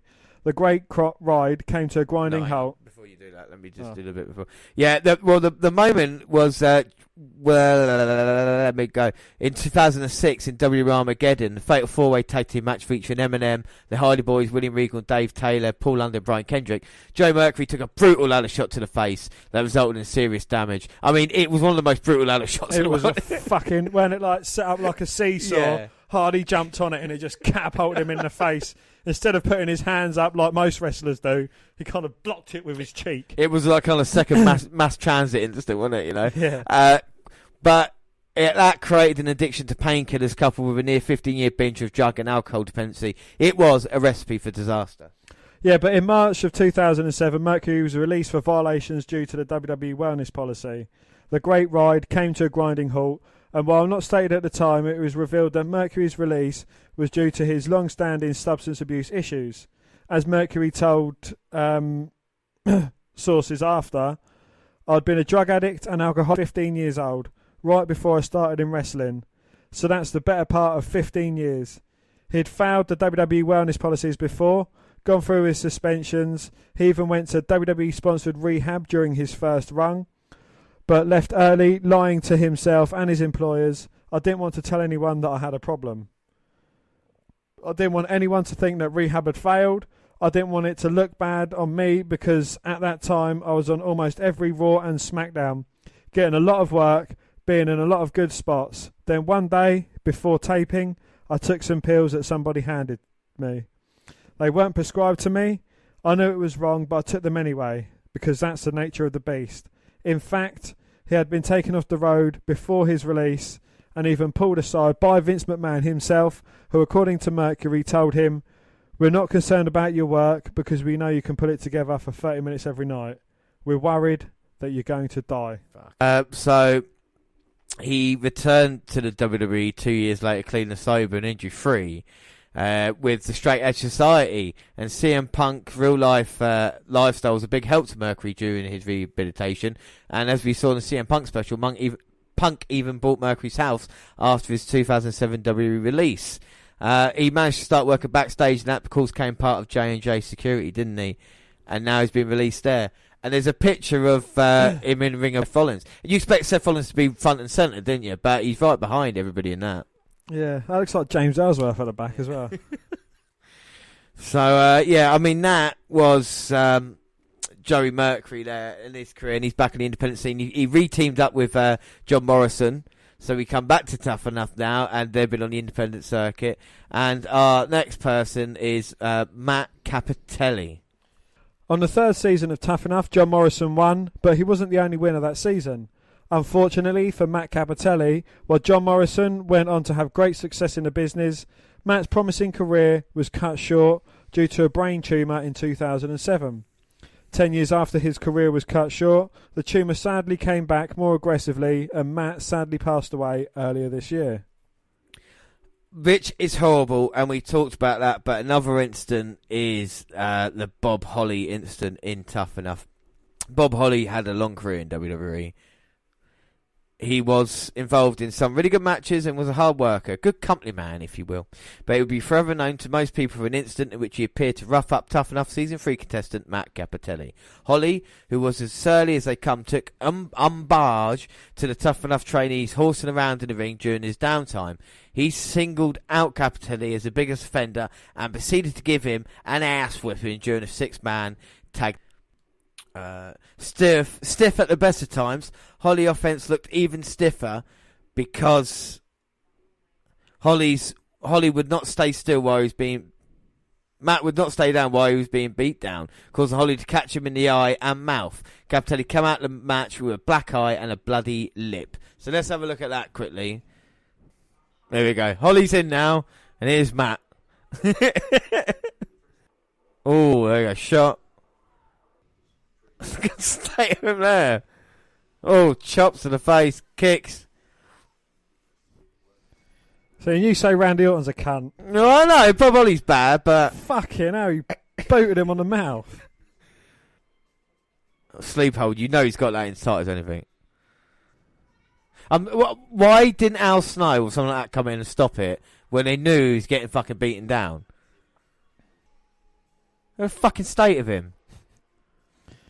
Fucking hell. But he was messing around during his downtime. Look at that. That is disgusting. Do you think Chavo's fucking pissed off by it? Chavo should have had a word. Al Snow checking it. No, he just got brain cancer and died, Al, so I'm sure everything worked out well for him, didn't it, you know? He goes up to him. Holly can't even fucking look at him. No, exactly, yeah. You fucking arsehole. Oh, fucking hell. What the fuck is up with your shitty laptop? No! It is fucked. It's fine. Right. So later in the episode, he broke down on camera and had to be convinced to stay in the competition. Holly was widely vilified in the wrestling press and on the internet. He's branded a bully, but he didn't really care. He was protecting the business and now said that he would do it again. W received some complaints that it caused a little bit more scandal when it aired. W won't want you remembering this. Whatever you think Holly was right or in the wrong, he was definitely in the fucking wrong. How was he in the right at all? He got WWE a ton of bad publicity such as the time, and several top stars such as Triple H probably announced Holly's action. An incident such as this one isn't likely to happen during the forthcoming episode of the show. But I should say something interesting enough, right? Brock Lesnar and Bob Holly had a match very early on in Brock Lesnar's career. I think maybe like a year and a half after he'd been properly introduced. I think you know where I'm going here. And maybe he was a little bit rough with Brock. And when Brock picked him up for the powerbomb, He slipped and he landed on his fucking neck. If Bob Holly wasn't so rough, or if I'm not saying Brock Lesnar did it on purpose, but I'm saying with someone Brock Lesnar's power, if you're going to fucking fuck around with him, he's going to try and pick you up and powerbomb. He lands on your neck, you're out of it. And now you're on the independent scene as former WWE superstar Bob Holly. So fuck you for doing that. Well, I remember it was a Royal Rumble and a rookie had come in, and you've got Eddie Guerrero, Chris Benoit and Bob Holly as well. They've got him in the corner. I know he was being a dick. Was it Maven? It weren't. It was Daniel Puder. Yeah, that's it. Yeah. And they've got him in the corner. They're chopping him, and you even hear the commentators say, "Yeah, Bob Holly don't like rookies." I know, but it shouldn't be made a joke. It is bad.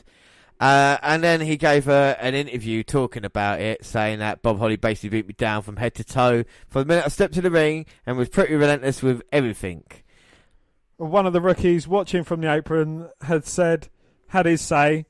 I see Bob's boot just go straight into Matt's jaw, and you can see the blood coming from his mouth, and the next boot goes right into Matt's eye. He was confused, and I was confused too.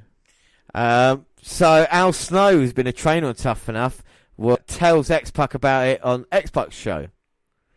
You got Bob coming in, and now Bill Demott, the hard ass in season 3, and there's this little competition as to who can get the hard ass gimmick over more. So Bob comes in with his neck hurt from Brock Lesnar, and he got all the stress, and it was actually between him and Bill. A little bit back and forth, you see who the biggest badass is, and you get the match, and boom, Bob took a liberty. He just popped Matt.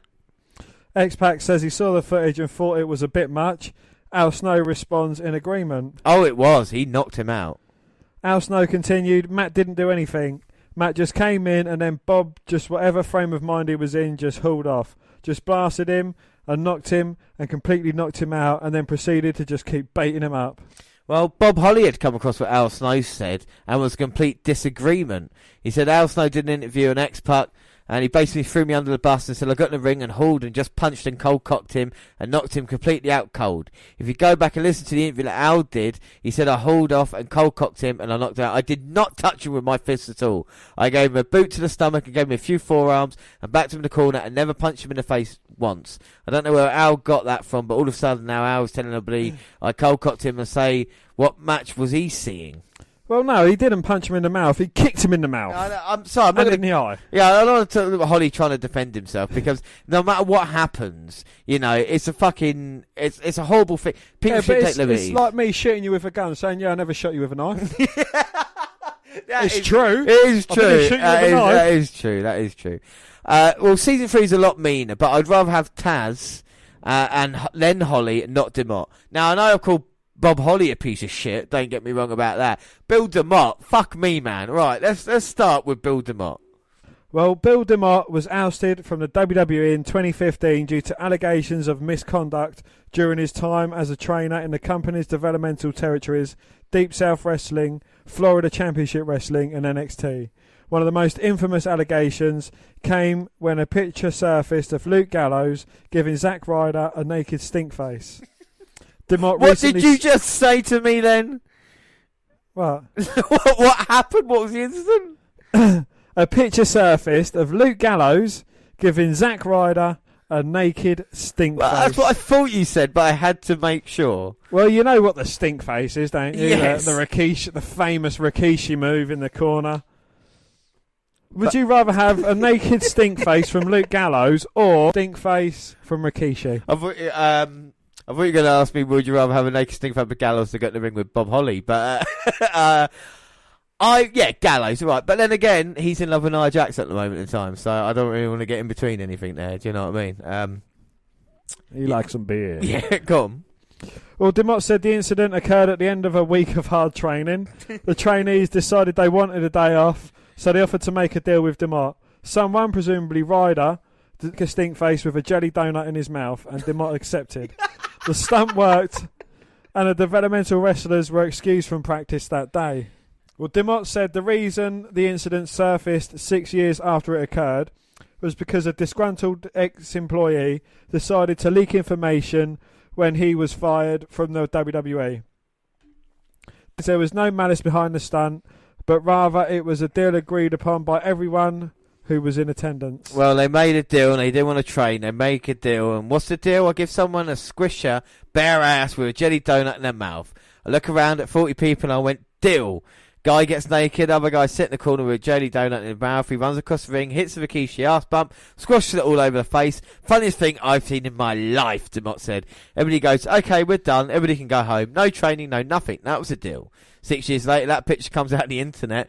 Bill Demott makes students train naked. Now, was it the smartest deal ever made? No, but it was funny as hell. You're in a room with a bunch of people all on the same page. They're tired for the week. Give me a deal and we're out. They made a deal. We stuck to the deal.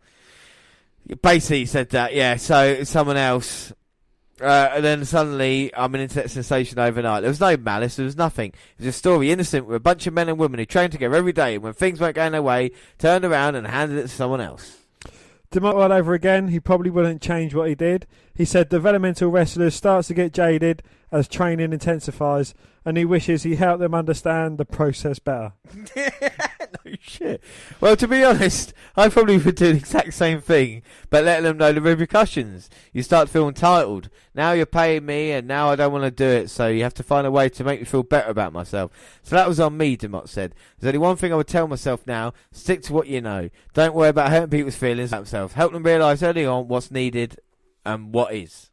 WWE want nothing to do with Bill Demott these days. The former Hugh Morris was embroiled in a scandal in early 2015. Several of Demott's former trainees came forward and levelled some pretty heavy accusations against him, including unsafe training methods, homophobia and other abuse.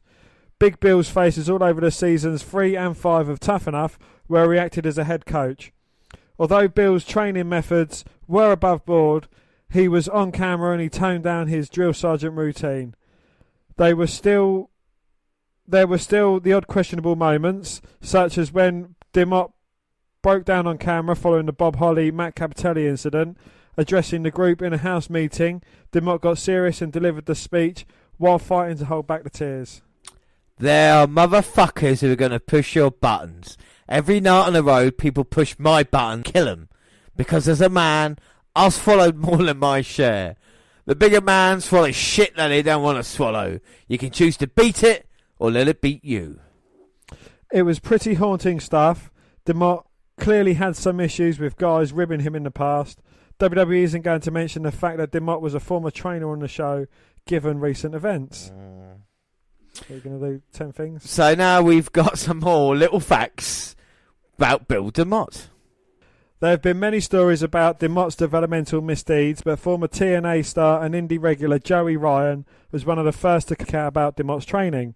Ryan attended a WWE Performance Center tryout camp in autumn 2013, a few months after his TNA release. The well-travelled wrestler did not have many kind words to say about Mr. Demott. Among the accusations that Ryan levelled against the NXT trainer were that Demott talked down Bryan's pre-WWE international accomplishments and credited his WWE access to the company, not Bryan. He claimed that they had to retrain him. Continuing in the same vein, Demott apparently told the group that nobody on the Indies is as good as the NXT crew. Interesting that, since WWE have continued to court and sign the best independent wrestling talent in the world, from Finn Prince Devitt Balor to Hideo Kenta Itami to Kevin Steen Owens. Another quote that Ryan attributed to Demott was, "Don't wrestle the way John Cena does, wrestle the way that I tell you to." While Cena's wrestling style might not be to everyone's taste, he's the biggest star of the last decade and somebody that developmental talents could obviously learn from. Prior to the NXT Fatal 4-Way special on September the 11th, 2014, Ryan tweeted, "Why doesn't Triple H ever take selfies with the guys Bill Demott trained?" Ryan clearly still holds a grudge against Demott. NXT was a Nazi camp, Ricardo Rodriguez. Add Ricardo Rodriguez to the list of ex-WWE employees who have things to say about Bill Demott. After getting his release from WWE, Ricardo was more than happy to spill the beans on top WWE management and talent in a series of shoot interviews. He criticised Demott's training methods while he's training under him down in NXY. He said that Demott would run people into the ground to the point they would get injured. During this shoot interview, he said NXT in 2014 was like Nazi camp. Conversely, he said his experience in NXT, Florida Championship Wrestling, was a positive one and that people would have fun, whereas at NXT, although they were building machines, nobody was having fun. Everyone was hurt hurt, and people resented Demott for it. Former Deep South wrestling talent Kevin Matthews blamed Demott's kill drill training routine as the reason for the increase in injuries under his watch. Matthews would have much more damning things to say about Demott, which we should return to later. When Demott returned to the promotion in early 2000, it was under the Hugh Morris name. This time, however, he was a lot more focused and meaner and began to squash opponents. This long. However, as new bookers Vince Russo, my mate on Twitter, and Eric Bischoff had a new direction for Demott. He was repackaged as a member of the stable The Misfits in Action, MIA, under the name General Hugh G. Rection. Booker T's new alias, G.I. Bro, was bad. Chavo Guerrero as Lieutenant Loco was poor, but Hugh G. Rection? Come on. He was saddled with a name that basically said, Giant Stiff Penis. Not a fan of the name change and was deeply embarrassed when WCW flashed his new full name across the bottom of the screen. Hugh G. Rection also cost Demott in terms of royalty checks because WCW would not put out any merchandise on him because the name was deemed too racy. I am quite a fan of Hugh G. Rections. Well, like many wrestlers of the era, Demott has had problems with painkillers and other substances. Wrestlers in the 90s were flying high, and Bill was no exception. In WCW, formed a clique known as the Chubba Bubbas, also featuring the Public Enemy and Devon Storm, whose mission was to party as hard as they could every night. He talks about his drug abuse in detail in a chapter in his book, The Last Laugh, entitled The Chemist. Some of his revelations are quite shocking, even for wrestling. Bill said, I would get my bag and pop 10 somas in my mouth. I would chew them, wash them down with vodka and grapefruit juice, take a shower and get ready to party. I never been drugged up in some way, shape or form. I would get on a plane to leave the country with a pocket full of cocaine and a bottle of somas and assorted pills. Of course, recreational drug use was not just because of his fondness of partying, but because he broke his neck due to years of bumping in wrestling ring. Demott claims that he should have died 10 times, with excessive surprise at the fact he was able to keep his pill problems under the radar for so long. Benoit double murder and suicide in 2007. WWE were in damage control mode. While retired wrestlers like Mark Merrow were coming out of the woodwork and condemning WWE, the company sent some of its more well-spoken performers out to counter them. While the likes of Bret Hart and Chris Jericho handled questions with dignity and, crucially, honesty, people like Ken Kennedy and Chavo Guerrero did more harm than good. A recently fired Demott gave his own series of interviews when he defended Benoit. He didn't defend what he did, which is indefensible, but he did say that it was wrong to ignore Benoit because of his contributions to the professional wrestling business. He also attacked people like Steve Austin's ex-wife Deborah McMichael for coming out and exposing the business further. Bill Demott was a friend of Benoit's and actually called by Benoit before Nancy's murder to see if he wanted to go for a beer, as he and Benoit both lived in Atlanta. More serious allegations. After Demott's WWE release in 2007, a former Deep South wrestling trainee, Kevin Matthews, posted a blog on MySpace account detailing his experience with Bill and his training methods. It was a damning account that painted the current WWE head trainer of NXT in a very bad light. Matthews stated by calling DSW hell and saying that Bill Demott wasn't fit to train anyone for anything except all-you-can-eat competitions. He also said Demott played favourites and that if you kissed his ass, you would get ahead.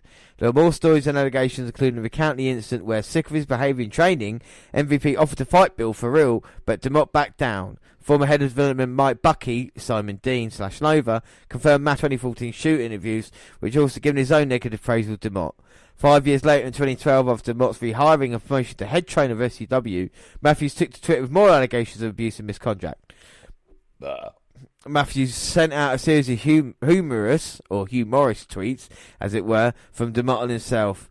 Some of the highlights include, I tried to break Nick Mitchell's ankle, Spirit Squid Mitch, for no reason, which is why he got switched to Ohio Valley Wrestling. Hashtag democracy. Yeah. John Cena's trainer Rob spoke out against me 3 weeks ago on how I was training kids too hard. I got him fired 24 hours later. Hashtag democracy. I make students do Hindu squats on all 4 top turnbuckles while 2 guys are crisscrossing and hitting the ropes. Completely safe. Hashtag democracy. I made Angel Williams do 40 ups and overs till she snapped her patella tendon in half and was out for 9 months. True story. Democracy. WWE hired Carly solely to feud with Taker.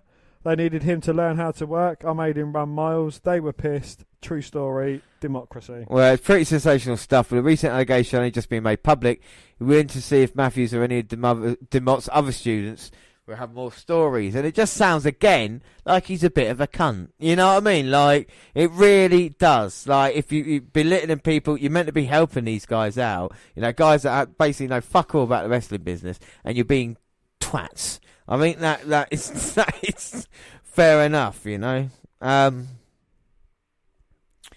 So season 4, we move on to season 4, and the cast. Well, we had Chris Narocki, Daniel Puder, who was a winner. He's the one that nearly broke Angle's arm.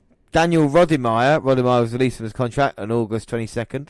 Justice Smith, an American gladiator. He was also an actor in Thor and Like Mike, professional kickboxer and competitor on Tough Enough. John Meyer. Oh, did I miss that one? Yeah. Sorry. That's right. Mike Mizanin, runner-up, eventually signed by WWE and wrestles as a jobber known as The Miz. Nick Mitchell, signed by WWE as Mitch in Spirit Squad.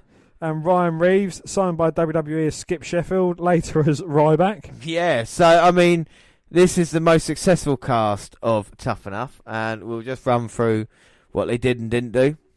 So we've got Tough Enough contestant stats from season 1 through to 5. And season 1, total titles won 5, total pay-per-view matches 13, pay-per-views headlined 0. Season 2, total titles won 0, total pay-per-view matches 2, pay-per-views headlined 0. Season 3, total titles won 9, total pay-per-view matches 53, pay-per-view headlines 3. Season 4, titles won 15, total pay-per-view matches 102, and pay-per-views headlined 9. Season 5, total title 1 0, total pay-per-views 4, pay-per-views headlined 0. It's safe to say that season 4, followed by season 3, were the better ones. So you had, like, season 3, you had John Morrison. Well, Morrison pushes the third season into second place in each of their categories. He's had no help from his fellow Tough Enough contestants, though. His co-winner, Matt Capelli, we talked about him. And the rest of the cast, like so many of the men and women who come Tough Enough, had no WWE whatsoever. The grapplers from season 4, when 1 million was on the line, outperformed many of the winners and losers from the other editions of the reality series. Strangely enough, the man who came away with a victory in 2004 made less of an impact than the 3 he lasted on the show. The first man is Daniel Puder. With an MMA background, a healthy supply of swagger and natural in-ring talent, it looked as if WWE had found a star in Puder. His brief stay with WWE, he defeated Hardcore Holly on a few house shows. He knocked off The Miz in a Dixie Dog fight at Armageddon 2004 and competed in a 2005 Royal Rumble. As a wrestler in a developmental system, he faced Mr. Kennedy and Chris Benoit. Yeah, Puder is most known for an incident that derailed his career before it began. Angle challenged Tough Enough contestants, daring one of them to take him down. Veering off script, Puder accepted but quickly turned the work match into a shoot. He soon had Angle in a Kimura lock. The hold nearly broke Angle's arm as Puder told Title Match Wrestling. Having the Olympic gold medalist in such a precarious situation became his claim to fame. It surely, don't call me Shirley, didn't do him any favours with the WWE brass, So, as Puder was gone from the company less than a year after that clash with Angle. Still, he got a chance to mix it up with Hall of Famer caliber star Benoit, work a few pay-per-views and scratch his name into the WWE timeline with that wrenching of Angle's arm. Ryback. Before adopting the Ryback moniker, Reeves was a weightlifter trying to earn his way into a wrestling world. LeBlanc Behemoths made it to the Final Four Tough Enough, but fans voted him off the show. A year later, Ryback entered the WWE developmental system and has been with the company in some form ever since. He was among many during that season, and others who had the prototypical WWE look, but he has carved out a better career of the company than any of his fellow powerhouses from Tough Enough. And we know about Ryback, you know, he's had controversial things happen to him as well, apparently injuring CM Punk. We had the beef between Ryback and CM Punk that we know about, and of course getting released. But he says the big guys look at her one day, I guess. And finally, Nick Mitchell didn't last long on Tough Enough. The former college football player was eliminated first, having to watch the rest of the series from home. As Mitch of the Spirit Squad, though, he would experience a brief stay in a WWE spotlight. The company signed him to a developmental deal in 2005, sending him down to Deep South Wrestling, Mitchell tagged with both Matt Striker and the man who had become Ryback during his time there. A switching gimmick earned him a promotion not long after he was moved to OVW. He was one of 5 male cheerleaders who stormed Raw in 2006. The Spirit Squad was a proverbial double-edged sword. It afforded him chances to battle major stars, from Triple H to Cena, Edge to Ric Flair. The gimmick also limited his and his partner's progress, though. How much could a gaggle of cheerleader wrestlers get over with the crowd? The answer ended up being the group disbanded by the end of the year. Its most famous member, Dolph Ziggler, went on to enjoy a long, fruitful run with WWE. Mitchell, meanwhile, exited the company after being released in 2007, briefly coming back last year or the year before. Yeah, it was a couple of years ago, wasn't it? Now, yeah. Up next we got The Miz. So The Miz, the only WWE champion on the entire Tough Enough season, of course winning that, cashing in Money in the Bank on Randy Orton. And so he did a bit of good in that life as well. Of course, 8-time Intercontinental Champion, US Champion, multiple-time Tag Team Champions, main event at WrestleMania 27 against John Cena. And now is in the midst of a feud with Daniel Bryan at this moment in time. Anything Miz touches turns to gold. 10 years, no injuries, reliant as there is anything else in WWE. He is the reverse Daniel Bryan, and I am loving it from him. But back to more Tough Enough. Well, while WWE is a much different place than it was during the first 4 seasons of Tough Enough, you can be certain that performers are going to be a little bit jealous and wary of anyone who makes it into the company via the competition, since they haven't properly paid their dues. While it can hardly be considered their fault for accepting a reality television gig and a lucrative contract, wrestlers cannot take it out on management, so they take it out on the wrestler. That is what happened with pretty much everyone from Tough Enough who made it to the main roster in the past. They were hazed, tested in the ring and backstage. Maven's post-release shoot interviewed at Hardcore Holly beat the shit out of him at house shows for months. Chris Nowinski was also roughed up in the ring when he debuted on Raw in 2002. The cuts and bruises from house show matches were clearly visible when Nowinski performed on WWE TV. The most blatant of these hazings came on camera at the 2005 Royal Rumble. Daniel Puder was entrant number 3. Entrants number 1 and number 2? 2. Chris Benoit and Eddie Guerrero. Puder was like a lamb to the slaughter. After just a couple of minutes of chopping, his night got worse when Hardcore Holly entered at number 4. They just destroyed Puder, cutting his chest open and taking it in turns, chopping him. Announcer Jim Ross made it no secret of what was going on. Initially, Holly already disliked Puder because what Puder had been calling his friends and telling them that he beat Hardcore Holly for real after Holly put him over on house shows, so he kind of deserved it. Really. Well, the main draw of Tough Enough, at least for prospective contestants, was that the winner would receive a WWE contract. The whole point of the show was for the budding grapplers to prove they were tough enough and deserved a shot at WWE stardom above all others. It's supposed to be the survival of the fittest, the best of the best. In reality, however, even if you don't win the competition, if sees anything in you, you're going to sign you regardless. Knowing that you're going in must boost some people from the Knowing that going in must be a boost for some of the competitors. From season 1, Chris Nowinski and Josh Matthews were signed, even though Maven and Lydia won. Matt Morgan was snapped up after season 2. Despite the fact Jackie Gator and Linda Miles won. Marcy, the Boogerman Wright, and The Miz were signed from season 4 when Daniel Puder was crowned winner. W won't want fans knowing this. How are they supposed to get invested in drama when if W likes somebody from the show, there's nothing stopping them from signing them? They even signed Cameron from season 5, and their favourite match of all time was Alicia Fox versus Melina. Oh my days. Oh, that was a classic. I remember that, yeah. When WWE devised Tough Enough, they probably thought it was going to find the next superstar on the level of Steve Austin or The Rock. Considering Tough Enough was originally shown on MTV and did excellent ratings, they more than likely assumed that they were going to make their guy a TV star before eventually making him a wrestling star. But nobody who has won Tough Enough has come close to approaching that level. The most successful contestant, The Miz, didn't even win it. Season 1 winner Maven looked promising but never fulfilled his potential. Co-winner Nydia only lasted a couple of years. While she was good in her role as Jamie Noble's girlfriend, she was as experienced as he was. Miss Jackie and Linda Miles never made any waves in the business. Jackie was too similar to other divas, and Miles apparently developed a massive ego and was hated by her peers. They're both no longer active in the business. John Morrison had some success, but like Maven, he never really lived up to his true potential.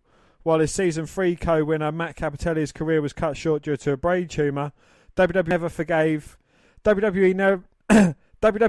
never truly forgave Puda for the Angle incident, and they thought he wasn't improving quickly enough in OVW. Let him go in September 2005 before his year-long contract ran out. And what about Andy Levine from season 5? First, he didn't properly sell a slap by Vince McMahon or Stone Cold Stunner during a Raw segment. Then he failed WWE's wellness policy. He was released in April 2012, having never wrestled a match on WWE TV. All right, so we've got some facts now. So we're going to go through every person that was ever on Tough Enough. And if we've got an interesting fact, we will tell you. We've told you a couple, Chumper and Kendrick's wives out there. But season 1, Taylor Matheny works as a Hollywood makeup artist. Nydia Gwenard, co-winner of season 1, works in culinary arts. Christopher Nowinski, not employed with the company, expert on concussions. Chris Nifong, not employed with the company. Billy Joe Anderson, not employed. Bobby Joe Anderson, not employed with the company. Daryl Cross, not employed with the company. Same with Pauline Thomas. Same with Victoria Tabor. Josh Lambert, current play-by-play commentator for Impact Wrestling, as Josh Matthews. Maven Huffman, co-winner of season 1, hardcore champion. Shadrick McGee, not with WWE. Neither's Jason Daybury. And Greg Whitmore went to join various other promotions. Season 2, Aaron Lewis, not employed with the company. Jackie Gaydar competed as Miss Jackie, co-winner of season 2. Married to Charlie Haas. Yes, she is. Danny, not employed with the company. Same with Alicia. Same with Annie. Jessie Ward, not employed, but she's a TV producer. Jake Derron, not employed with the company. Hawk, not LOD Hawk, not employed with a company. Matt Morgan, recently released by TNA. Linda Miles, co-winner. Only have somewhat notable thing is that she had breast implants, which were explained via storyline as permanents falling from a clothesline. From hell, no joke. Peter, not employed with the company. Robert Sfelt, not where as well. Kenny Lane works for TNA Wrestling under the name Kenny King. And season 3, due to so many people in this season never working with WWE or doing anything, I figure if we've got a list, we're just people who are never employed with the WWE. So we've got Eric, Jamie, Jill, Jonah, Nick, Justin, Kelly, Lisa, Chad, Rebecca, Scott. And successful contestants. John Hannigan wrestled under the name Johnny Nitro, and John Morrison, co-winner of season 3, ECW champion, Intercontinental champion, WWE Tag Team champion, World Tag Team champion. Matt Capitelli, brain tumour 2007 and brain tumour 2014. No, I can't do that. Matt Capitelli unfortunately passed away. Season 4, aka $1 Million Tough Enough. We got Daniel Puder, winner season 4, worked for TNA and Ring of Honor, made Angle nearly tap out. Mike Mizanin wrestles as a jobber known as The Miz, WWE on WWE TV, WWE Champion, Money in the Bank winner, US Champion, WWE Tag Team, World Tag Team Champion, IC Champion. Gosh, for a jobber, he's won a lot of titles. Chris Naraki, he's not with the company. Ryan Reeves wrestles as Ryback, or used to wrestle on Ryback as Ryback on WWE TV. Nick Mitchell wrestled with Mitchell's Spirit Squad. He was World Tag Team Champion. Daniel Rodimer, not employed with the company. Justice Smith, who became Gladiator on American Gladiators. And was in Thor. Season 5, Andy Levine, not employed with the company. Winner of Season 5, works for WWC. Luke Robinson works on the independent circuit. Jeremiah Riggs, not employed with the company. Christina Clawford, not employed, last FCW Divas champion. AJ Kirsch, not employed with the company. Same with Martin Kalsus. Same with Eric Watts. And Michael Zaki. Ivelisse Valles works for TNA and Shine now. Only female member of Aces and Eights. Rima Faki, Miss USA 2010 winner. Hasn't done jack shit in wrestling. Michelle Duggan, not employed with the company. Apparently was on America's Next Top Model in 2005. Matt Capicone, not employed with the company, worked for Shikara and Ring of Honor at one time. Ariane Andrews, WWE's Ultimate Troll. This little fucker was made fun of for months by saying Melina versus Alicia Fox by saying Melina versus Alicia Fox was her favourite match. She was the first eliminated, but she was the most fucking successful. What the fuck, WWE? She's now aligned with Brodus Clay as one of the Funkadactyls, or she was. Yeah, she was. Well, that took forever, and we still have numeral statistics left. Yay! So we got two contestants that became world champions. 4 contestants that became any champion in the WWE. 1 Money in the Bank winner. 1 contestant that was on both Tough Enough and NXT. 4 contestants with WWE. 2 contestants currently employed by TNA. 43 contestants ever contracted to WWE. 3 contestants that competed at WrestleMania. And just 1 that competed in the main event of WrestleMania title, for the WrestleMania main event for the W title, and 1, and that is The Miz. Lovely. So we talk about hazing, right? You know, we mentioned that earlier, and about stuff that happens backstage. One thing we haven't gone into is the wrestler's court, where we're going to have a look at right now. No, wrestler's court, as in C-O-U-R-T. Well, The Undertaker's stature among his peers made him the perfect person to serve as a judge of wrestler's court. The very real collection of talent that meets when WWE employees needed to hash out differences on the road. It is most commonly Undertaker was one of the most respected wrestlers in the back. The concept of wrestler's court was first stated by Dutch Mantell, aka Zeb Coulter in WWE, years ago as a way of boys to settle their differences backstage. He brought the concept soon after the murder of Brew Brosy, as Mantell happened to be in the arena when the stabbing took place, not wanting another backstage altercation to ever escalate to that level again. So Wrestler's Court maintains order behind the scenes and acts as a check and balance system, showing there is no one above the law. The Undertaker was usually the judge, though JBL and Triple H sat in the helm on a number of occasions too. There are prosecuting attorneys as well as defence attorneys who backed up the accused. Punishments are usually on the lighter side of things, the guilty party usually settling ordeals through gifting bottles of Jack Daniels, cases of beer or food, although some unpopular figures backstage have been on the receiving end of many halves of justice in wrestler court. Supposedly sharing matzo ball soup with a writer's mother, accidentally spilling chicken crumbs on someone else's bags, or something as simple as someone taking the term diva a bit too literally. As you'll soon see, almost everyone had their day in court. Well, Matt Stryker in Wrestling Court for misinterpreted comment that turned the entire locker room against him. Matt Stryker was a misunderstood individual when he arrived on the scene in WWE. Stryker had gone on record saying that he isn't great socially, especially when talking to people he doesn't know well. And that he was a bit of a loner in WWE. This rubbed a lot of the locker room the wrong way, and as a result, he was perceived as cocky and obnoxious. Stryker made a statement which, in the eyes of the locker room, put SmackDown in a negative light when in comparison to along with the general feeling of the locker room being against him, landed him in wrestler's court. Matters reached their peak in a hotel lobby one night. JBL was intoxicated, bugging Matt Stryker to come down from his room to talk in the lobby. Matt Stryker spoke about why he may have had heat with the boys and recounts what happened once he met JBL in the lobby. I suck socially. I have nothing to talk about. I don't want to sit around and commiserate with all the people there. Johnny people were kind of cool with one another, and I knew a few of the guys from the indies in WWE, but I was really always kind of by myself, and I think that people took that as I was cocky. I wasn't. It was because I was so damn fucking weird, and then Tommy Dreamer and Edge became my friends, and I became quasi-normal. Some things I said were misinterpreted. The original plan was for me to be on both Raw and SmackDown during the time of the brand split, and do commentary for both shows, and to be the wise-ass, heelish teachery. I had gone from Raw to SmackDown, and I made the comment that it was like going from college to high school. I didn't mean it based on the maturity. I went on based on how relaxed it was. In college, or Raw, you know, I've got to study, I've got to go to study all night, and I can't hang out. In high school, it's like, hey man, let's smoke a joint Randy Orton rolled. Throw the thing around, and then we'll go Mrs. Jones' class and ditch 8th period.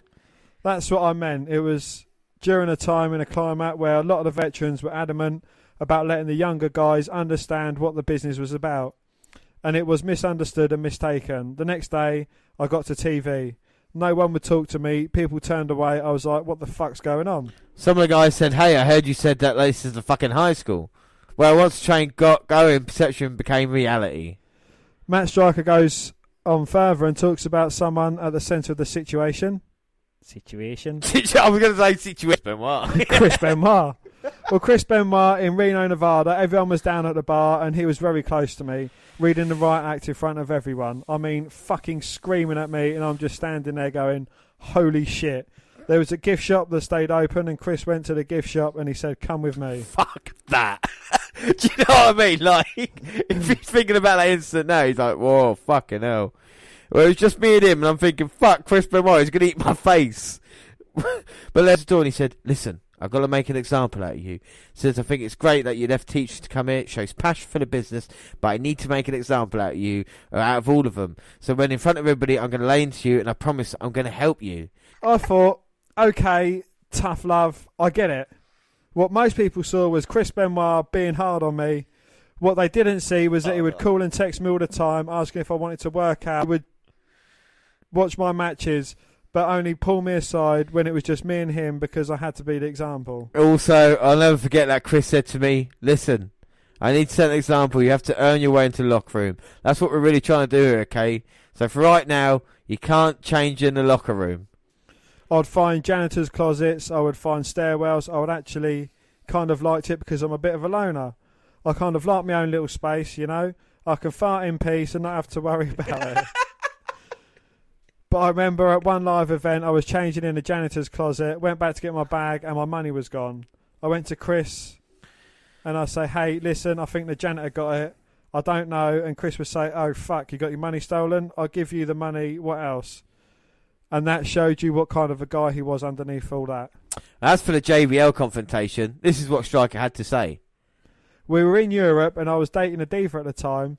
She was the only diva I ever dated. We were up in the room sleeping, and my phone rang. It was one of the Bashams. It was almost like whispering, don't go downstairs. JBL's drinking, and he's looking for you. Don't come downstairs. Phone rings again. Basham. JBL wants you downstairs. Striker, you just told me not to go downstairs. Basham, yeah, I know. And I'm laying there, and the girl was laying there next to me. She's like, what are you going to do? It's like, you know what? I'm going to get my ass kicked plenty in my life. Fuck it. I went downstairs and JBL was sitting there holding wrestler's court, drinking, and all of his minions are around him, and I kind of just calmly sat down. I said, I heard you wanted to talk to me. Before JBL started saying anything, the girl that I was dating came walking in. I'm thinking, you're going to get me fucking killed here. And she said in front of everybody, if you're going to go through this, I'm going to go through this with you. I thought that was awesome, and Bradshaw was drinking, and he was going on and on. The big thing JBL will say, are you a piece of shit? Strike. Oh, so am I then? No, you're not. Oh, then you're a piece of shit. No, I'm not. Okay, so am I then? And it went on and on and on, and I just kept giving the same answer, and he finally said something like, oh, you think you're big or whatever because you're dating some piece of ass diva? And I was like, John, with all due respect, this has nothing to do with her. JBL responded, well, yeah, I'll kick your ass right now. And he says that, and I thought to myself, okay, here's what I came for. This is the lumps. Beat it to my room, and everything will be fine. So I didn't realise he didn't get up. JBL remained seated, but I did. So it looked like I was the one that was itching to fight. And in my head, it's, you're 6'9", you're the toughest Texan in town. Of course you should kick my ass. But if I get at least one fucking lucky punch or you slip and fall, I'm the king of the world. And he didn't get up. I don't know if it's because he was too drunk. I don't know if it was because he didn't want to hurt me, because it's not a fight. You know what I mean? But he didn't get up, and right there, it was like that moment where everyone was looking around like I was standing to fight, and he wasn't. And he just sat back and said, you're not fucking worth it. Matt Striker stood up to JBL Wrestler's Court, and from then on, things went smoother for him. Until he was fired. I'm sure that had nothing to do with the fact of that. Up next, the entire Divas roster find themselves in a Wrestler's Court. Things embarrassing for the business. One of the oddest Wrestler's Court cases, the entire Divas roster teamed up in a dodgeball match against rookie Diva Search contestants at SummerSlam 2004. The Divas lost convincingly. The dodgeball match was thought to have been a shoot by the men backstage, and needless to say, They weren't happy about how the women fared. The perception was that the women on the roster lost to models with zero wrestling experience or much athletic background, and that was embarrassing for the business. This was one of the very rare occasions The Undertaker was not the judge, Triple H was instead, which may be an indication of how silly this case really was. Ivory was there in defence for the women. Well, recent Hall of Famer Ivory said this in experience in the wrestlers' court on kayfabe commentaries. So we had a wrestlers' court. The Divas got brought to court on the charges they lost legitimately in dodgeball on a pay-per-view against the New Divas, the Bikini Girls, Diva Search contestants. Wrestlers thought that this was a horrible and a real admonishment. So the wrestlers thought this was horrible to the women as athletes, and they made a big deal out of it.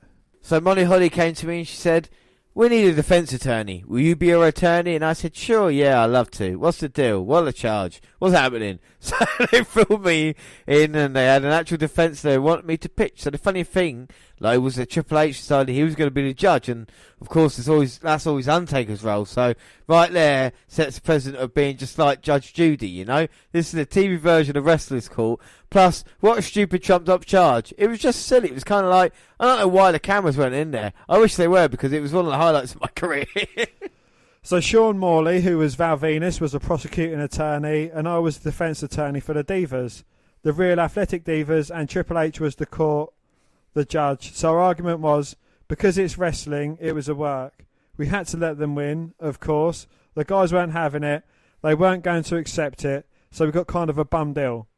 I did a very dramatic super performance as defence attorney. I ripped my jacket off at one point and I got to shut down Jonathan Coachman. And I got to shut Jonathan Coachman down. It was awesome. Coach said something and I said, "Why are you even in wrestlers' court? You're not a wrestler. You don't even belong here." Good hub in the room. Lots of laughter. Anyway, they tried to shut me down as Triple H kept saying, "Ivory, that's enough, Ivory. That's enough. You talk too much. You talk too much." But it's all good stuff. They didn't want to hear it. Just like Women in a Man show. Once the Diva starts fighting to the top, the Wendy Richters, any kind of element of women wrestling coming and get higher rating, it just disappears. The same thing happened with Right to Censor. Gone. So the same thing with my defence attorneyism. It was, shut it down, it's too hot, it's too right. Ivory proceeded to say the prosecutor had the bimbo divas up there, to answer questions. They didn't even know what a squared circle was. We gave them questions about wrestling. They had no idea what was going on. So I think we would have won, but the guys had it for a ruse. They didn't want us to win. So then came the time to bribe the judge. Normally the accused would bring in a case of beer or something for the judge, and that was always work to lighten up the sentence, right?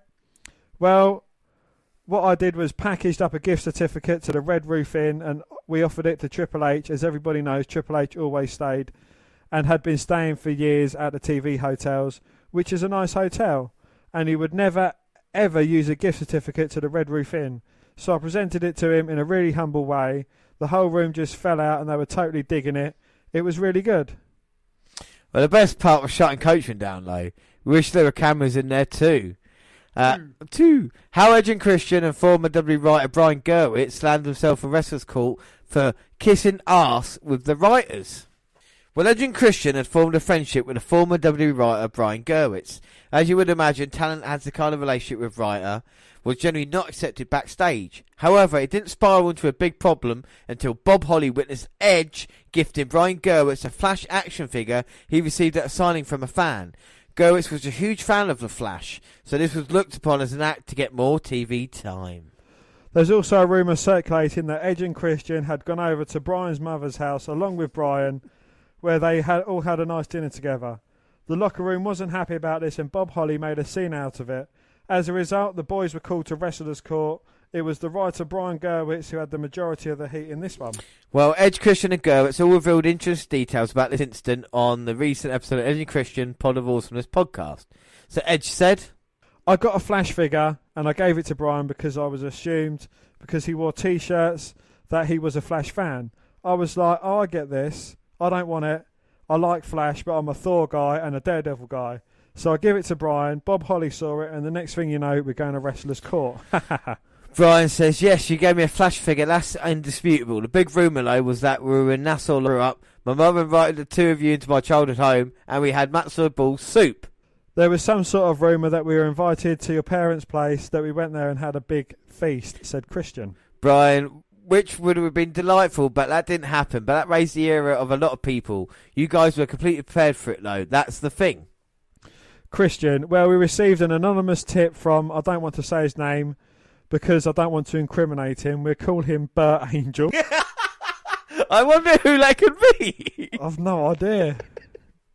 We received a call from him in between towns. He was like, you guys didn't get this call from me.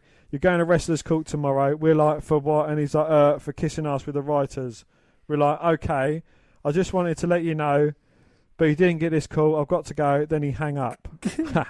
Well, Brian said, let's set the stage. Wrestlers Court is a time-honoured tradition of self-policing within the locker room with the entire roster there. Not only the roster, but all the agents, referee, pretty much everybody. And I wasn't told that. I was told it's a rite of passage. You get pizza and beer. I literally bought a box of pizza and a 6-pack of beer because I thought it'd be like a tribunal or something like that. There would be like 5 people. We'd discuss a misunderstanding.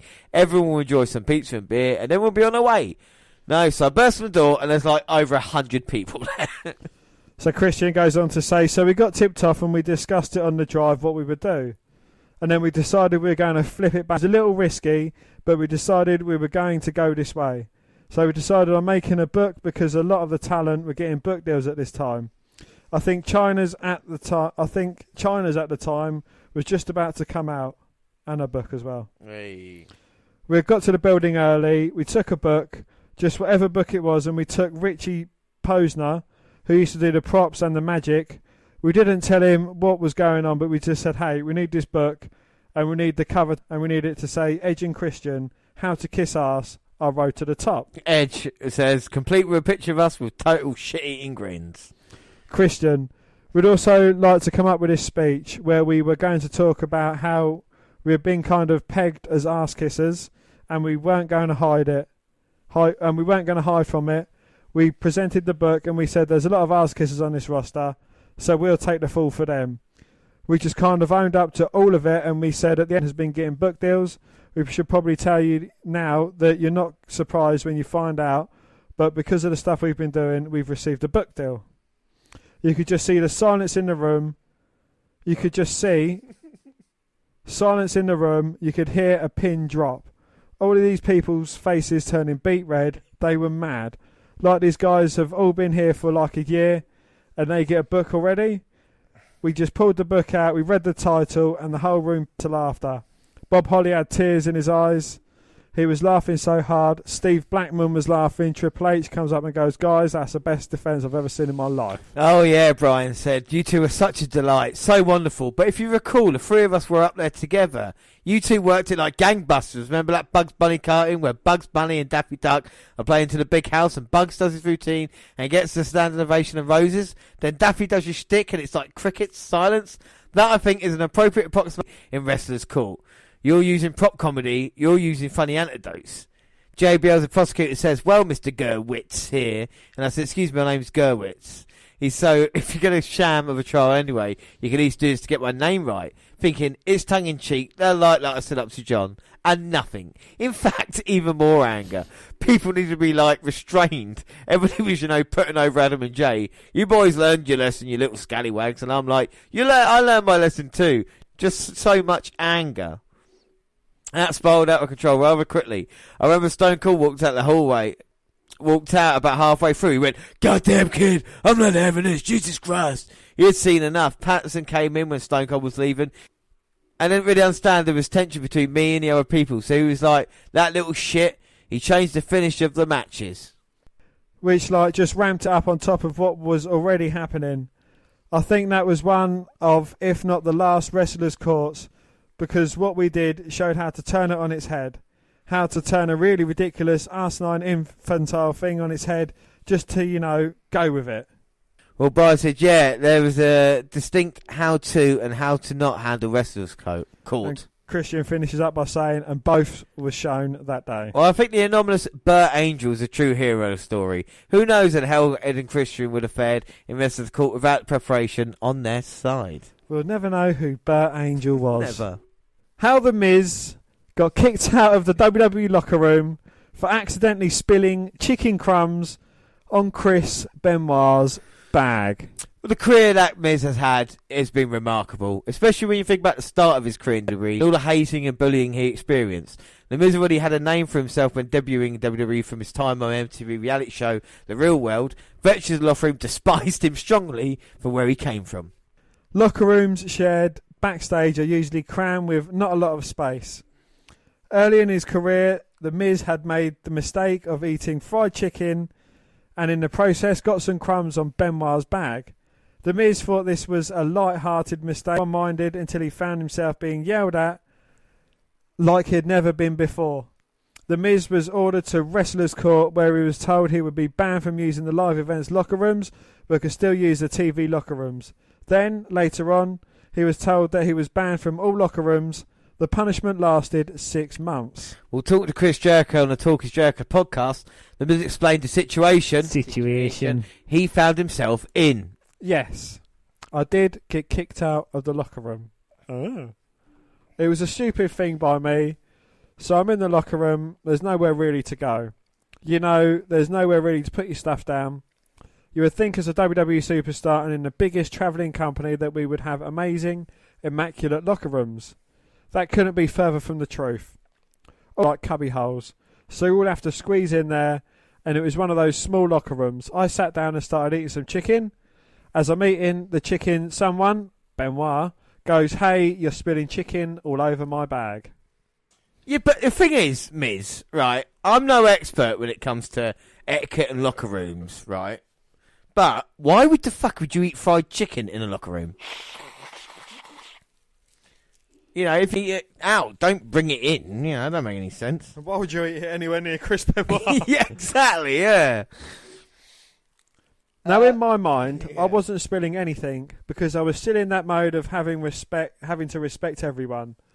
Make sure you don't get anything on anything. And then it kind of escalated to Then it kind of escalated to it got all over everyone's bags. I thought everyone was joking. I thought it was a joke out. I started watching my match back because that's what you do when you're brand new. You watch your match back. You try to figure out what you did wrong, how you are, when all of a sudden I heard Benoit. I heard Benoit's aggressive screaming and I got literally yelled at worse than I've ever been yelled at in my entire life. I couldn't believe it. I was like, oh my God, I mean, veins were popping out of his neck. He was so angry, I was so sorry, I didn't mean it. I was stuttering, I have no idea what to do. I just got up in the WWE. I tried to be as respectful as possible, and you know me, I'm a loud mouth and I like to talk. But when I first came up, I wasn't a talker. But everyone assumed that I was the character that I was playing on the show, The Real World, and that it was one of those bad situations. And I got kicked out of the locker room as a result. Well, the next day, Benoit, goes up and goes, "Hey, Miz, you're not going to be kicked out of the locker room, but you just know that what you did was terrible." I was like, "Okay, yes, sir." The next day comes by and he was like, "You know what? You're kicked out of the locker room. Get your stuff out of the locker room, but you're only kicked out on live event days, not TV days." So I was like, "Okay, great." So the next day, I come to TV, I put my stuff in the locker room. Benoit says, "Miz, let me talk to you.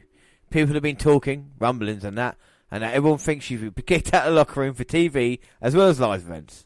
I was kicked out of the locker room for like 6 months and it was terrible. Like, it was awful. I would find ways, like, you know how Mutt Striker got kicked out of the locker room and he would do it right in front of people. He would change right in front of people. Me, I'm like, screw that. No one's going to know I'm kicked out of the locker room. I'm going to hide and find my own little locker room and do my own little personal locker room. The problem is finding a bathroom backstage that isn't a locker room is very, very difficult. I remember one time I had to go out into the audience in order to get to the bathroom, and I'm using the restroom, and there's a little kid going, "I think the Miz is in there." And I'm like, this is the lowest of my lows in the career right now. Humble beginning for the Miz. Thankfully, a lot has changed since then. Muhammad Hassan in Wrestlers' Court for a $2,000 bar tab and Eddie Guerrero incident. Well, perhaps the harshest of Wrestlers' Court stories were saved for last. Muhammad Hassan had one of the shortest yet memorable tenures in WWE. In the space of 7 months, he worked with guys like Hulk Hogan, John Cena, The Undertaker, Mick Foley, Batista. Coming onto the main roster as a young talent and getting all of these opportunities right away stemmed a lot of jealousy and anger amongst the locker rooms. Hassan was thrown into the deep and right off the bat leaving him with very little opportunity to be accepted by his peers in the back. Well, tensions came to a boil over in Japan when Burt Angel encouraged Muhammad Hassan. Oh, God. Oh, this is a good story. It's going to be a bad story about Kurt. Came to boil over in Japan when Kurt Angle encouraged Muhammad Hassan to address Eddie Guerrero about removing the camel clutch from his arsenal as Hassan's finisher.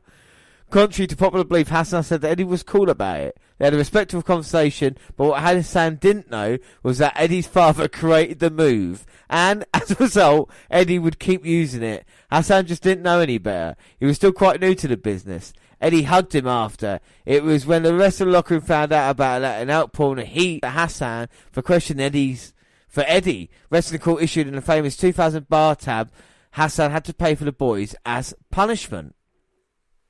Obviously, Hassan recently appeared on Why It Ended with Robbie E podcast and talked about his troubling time in the WWE. Obviously, I would never disrespect Eddie Guerrero. Eddie Guerrero is one of the guys I looked up to because Eddie and Chris Benoit were two small guys in stature that were at the top of their card because of their talent and because of all their ability. You know, I don't think Kurt Angle meant anything by it at all, so I think Kurt was also a top guy who was at the time inexperienced in the professional wrestling universe, who was just looking out for top card guys. And I don't think Kurt meant anybody any harm. And Eddie definitely did not take it the way everybody else did. I think that was just kind of a torch that everyone else could grab and say, look, this kid is an awful human being. I don't know if everybody felt that way at the time, as I had plenty of guys who had my back. Well, and the $2,000 bar tab, I mean, that's a great story, but it is what it is. I'm not sure I'm not the only person who paid a bar tab at the expense of the other WWE guys. Was I treated fairly? Would it be different these days, you know? According to a lot of people, it would have been. But at the time, that's what I had to deal with. And I would never play the victim and say I was bullied. I had a lot of control over this situation. And there are plenty of things that I could change and could have done differently looking back on it. But hindsight's 20/20. So those were the cards that I was dealt, and I dealt with it at the time that passed too. And that wasn't the end of my career. It was months and months later when the Hassan character was taken off television. And at that time, I was getting along with everybody just fine. So those were a part of the growing pains of being in WWE and being a top guy. Being 24 years old and being very new to the business. Well, Hassan continues his rare speaking appearance. Wrestler's Court, I always felt like it was unjust. I never felt like it was a serious, you know, these guys that think I was disrespecting Eddie Guerrero. But Eddie never took it that way. Eddie and I had spoken about it and we had hugged, and Eddie was fantastic about it. And I remember it was Sean Sapp who wrote that article a couple of years ago, who said that the story was Eddie exploded and went nuts. Absolutely not. He was fantastic. I just kept saying I'm sorry, and he was awesome, and he never once lost his temper.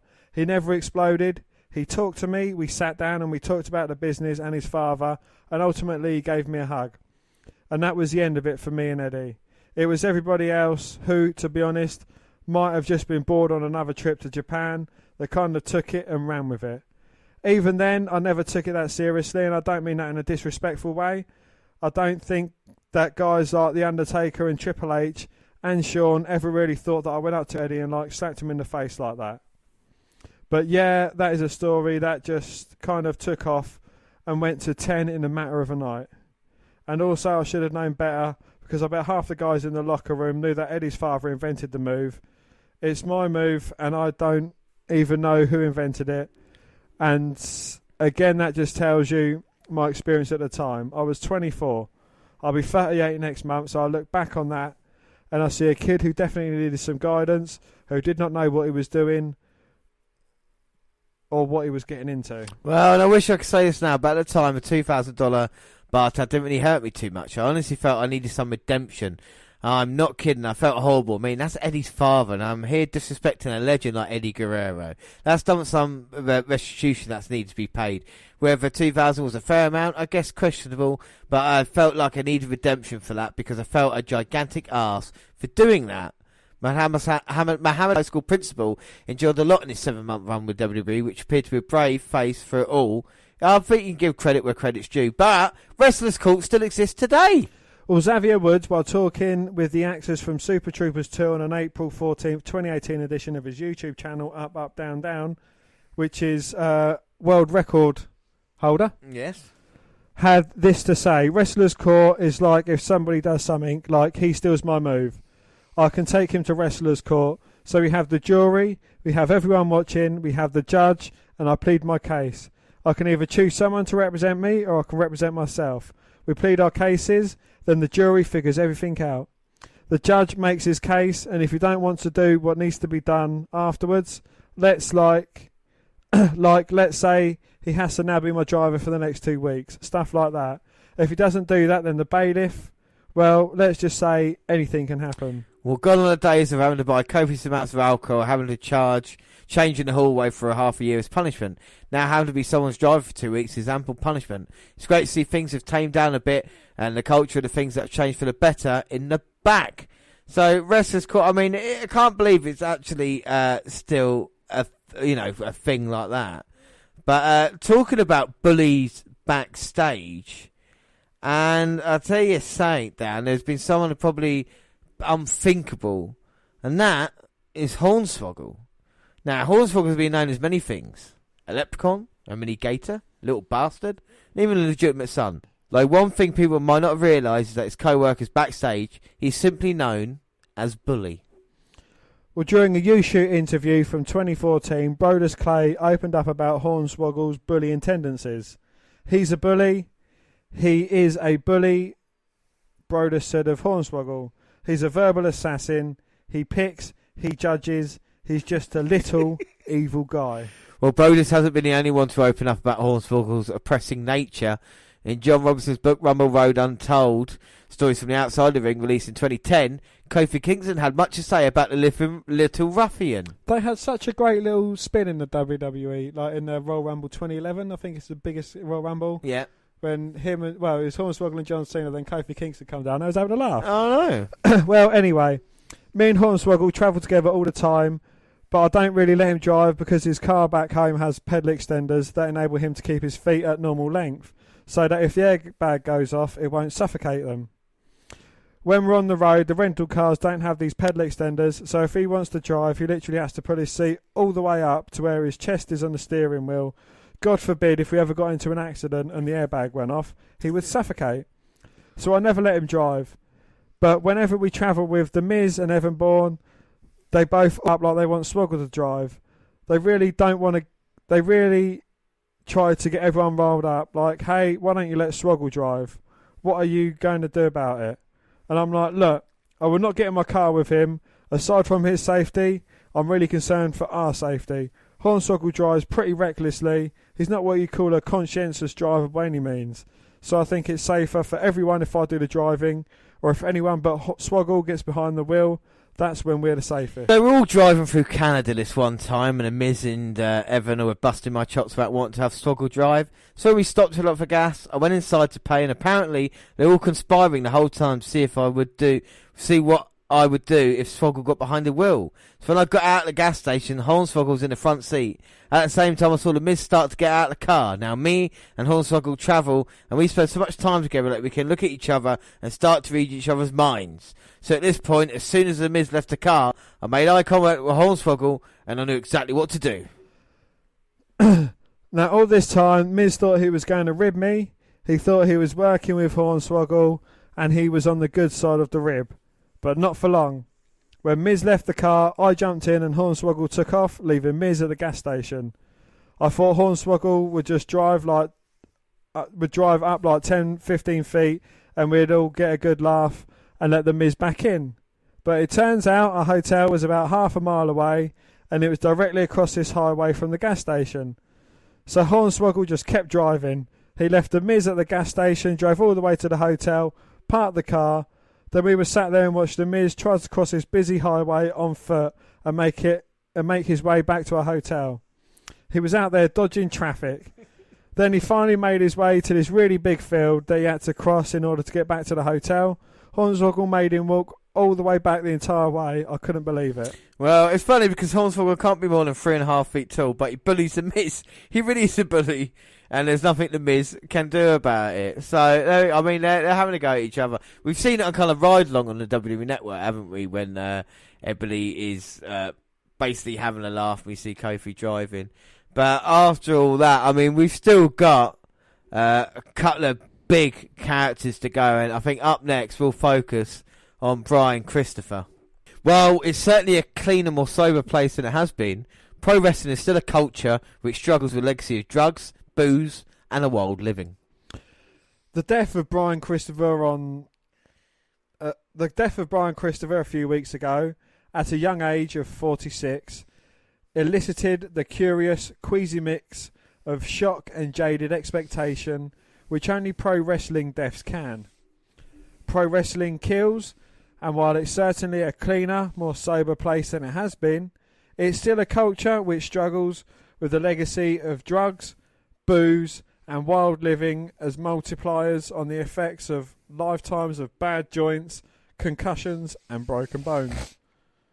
You undoubtedly remember him. Chris was one part Too Cool, wrestling as Grandmaster Sexay with Scotty Hotty during the height of the Attitude Era of the late 1990s.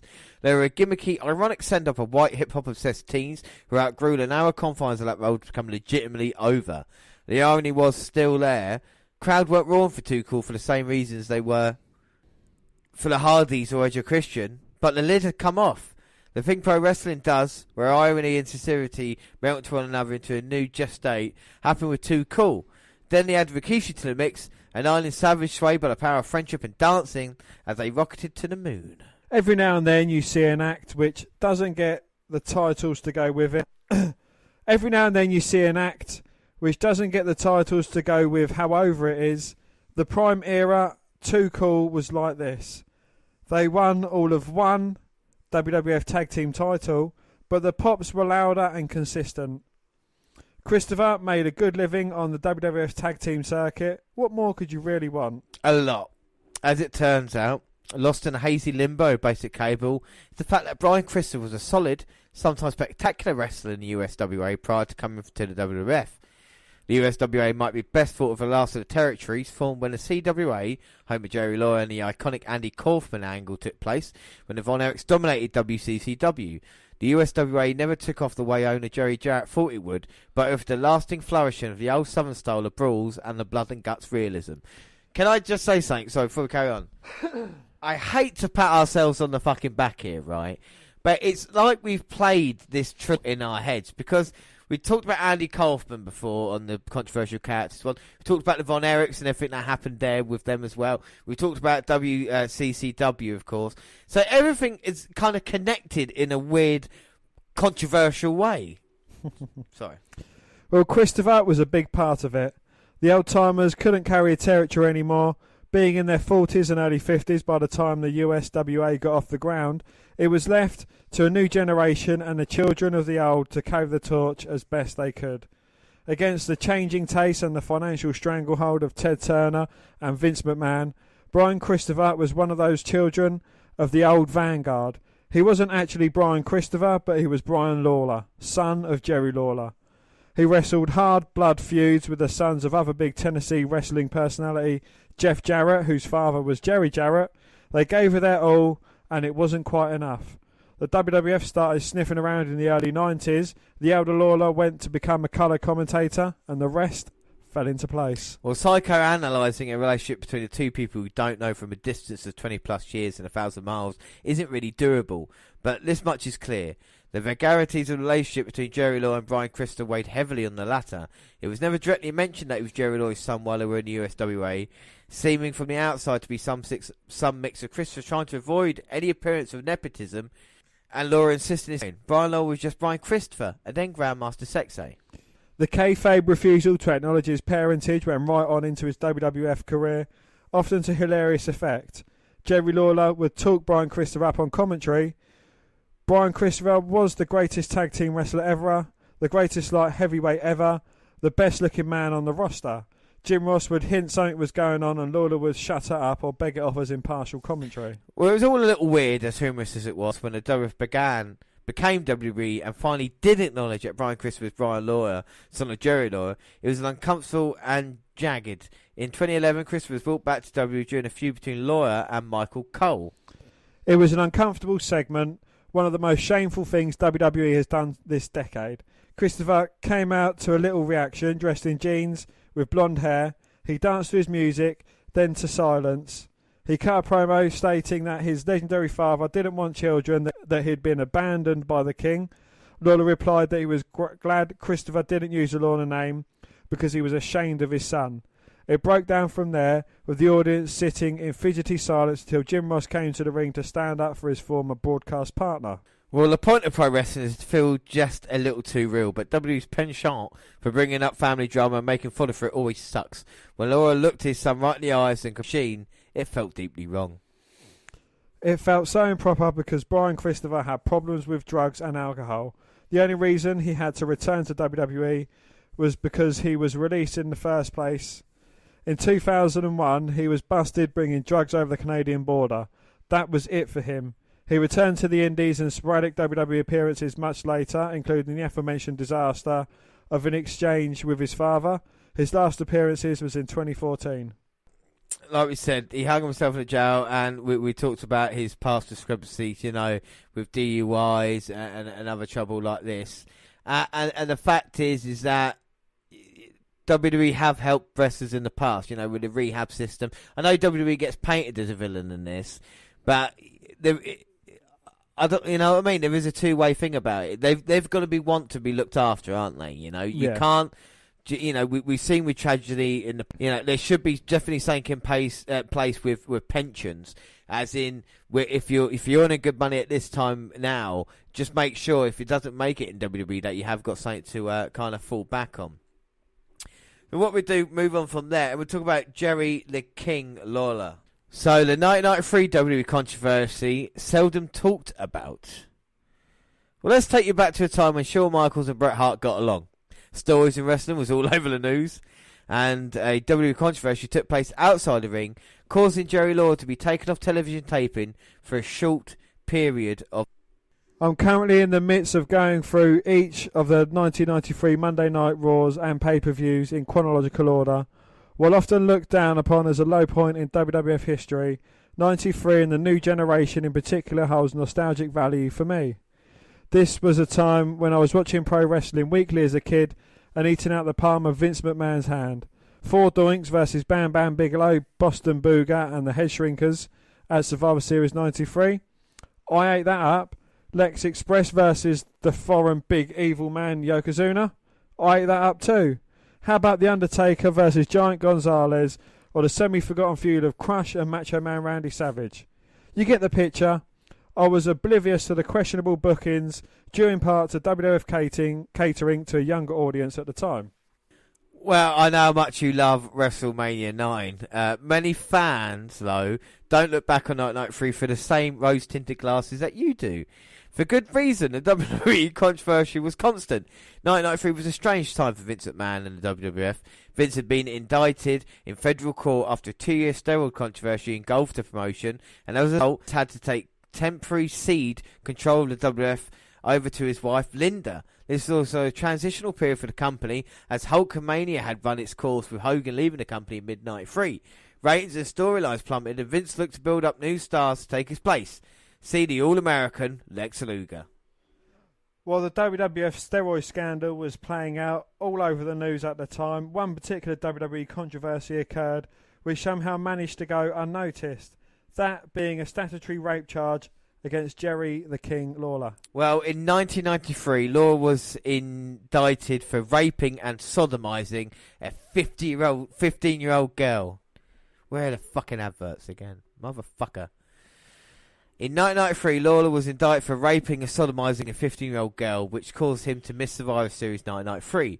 The charges were later dropped after the girl admitted she fabricated some of the story. Before the case went to court, the girl admitted that she had made up part of her story, which was good enough for the charges to be dropped. Lawler soon later returned to WWF television, with the matter never being brought up again. Well, according to Brian Lawler, Jerry's son, the girl followed him to his hotel room. When the time came for it to go to court, the girl's story fell apart because it was just to make her boyfriend jealous. Once this information became known, all charges were dropped. How did the WWE controversy involving Jerry Lawler change Survivor Series 1993?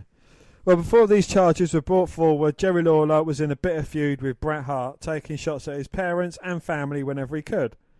The storyline was building up towards a payoff at the Survivor Series 1993 pay-per-view for a traditional 4 vs 4 Survivor Series style matchup. with the Hart family, Brett and brothers Owen, Bruce and Keith, versus Jerry Lawler and his 3 Knights.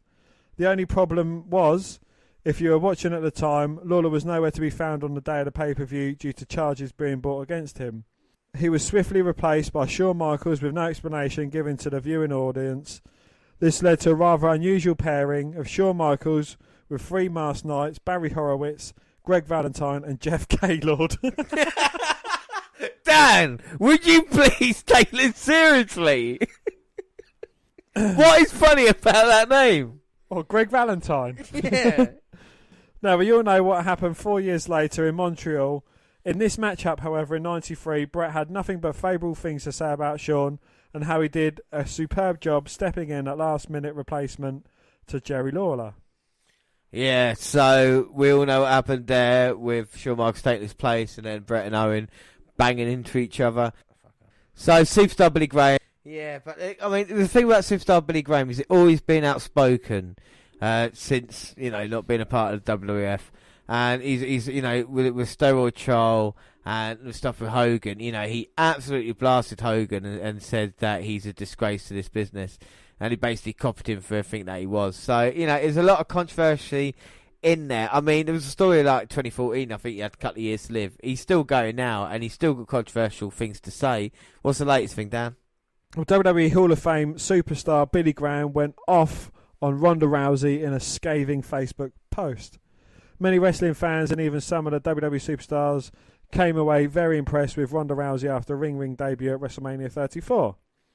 WWE Hall of Famer superstar Billy Graham, however, was apparently not one of them. Based on what Graham wrote on Facebook this week saying he's not a fan of Ronda Rousey would be a tremendous understate. Graham, a 2004 inductee into the WWE Hall of Fame and the company's heavyweight champion in 1977 and 1978, posted a photo of Rousey getting pummeled by Amanda Nunes inside the octagon and began with Ronda Rousey versus Triple H. So you can see where it was heading. Strap in, it's going to be a wild ride. Forgive the bad grammar, syntax, punctuation, etc. This is what he wrote and how he wrote it. First off, to the fan who wrote, I find Ronda's use of Piper's gimmick nauseating. You, my brother, are dead on my man. I insult and absolutely revels that she does not have an original thought in her head. Damn, can't she be an original at anything? This shows you how shallow she is. And by the way, I am a fan of females being in the main event. That's why I put up a photo of Amanda Nunes kicking her ass in 48 seconds. She looked pitiful.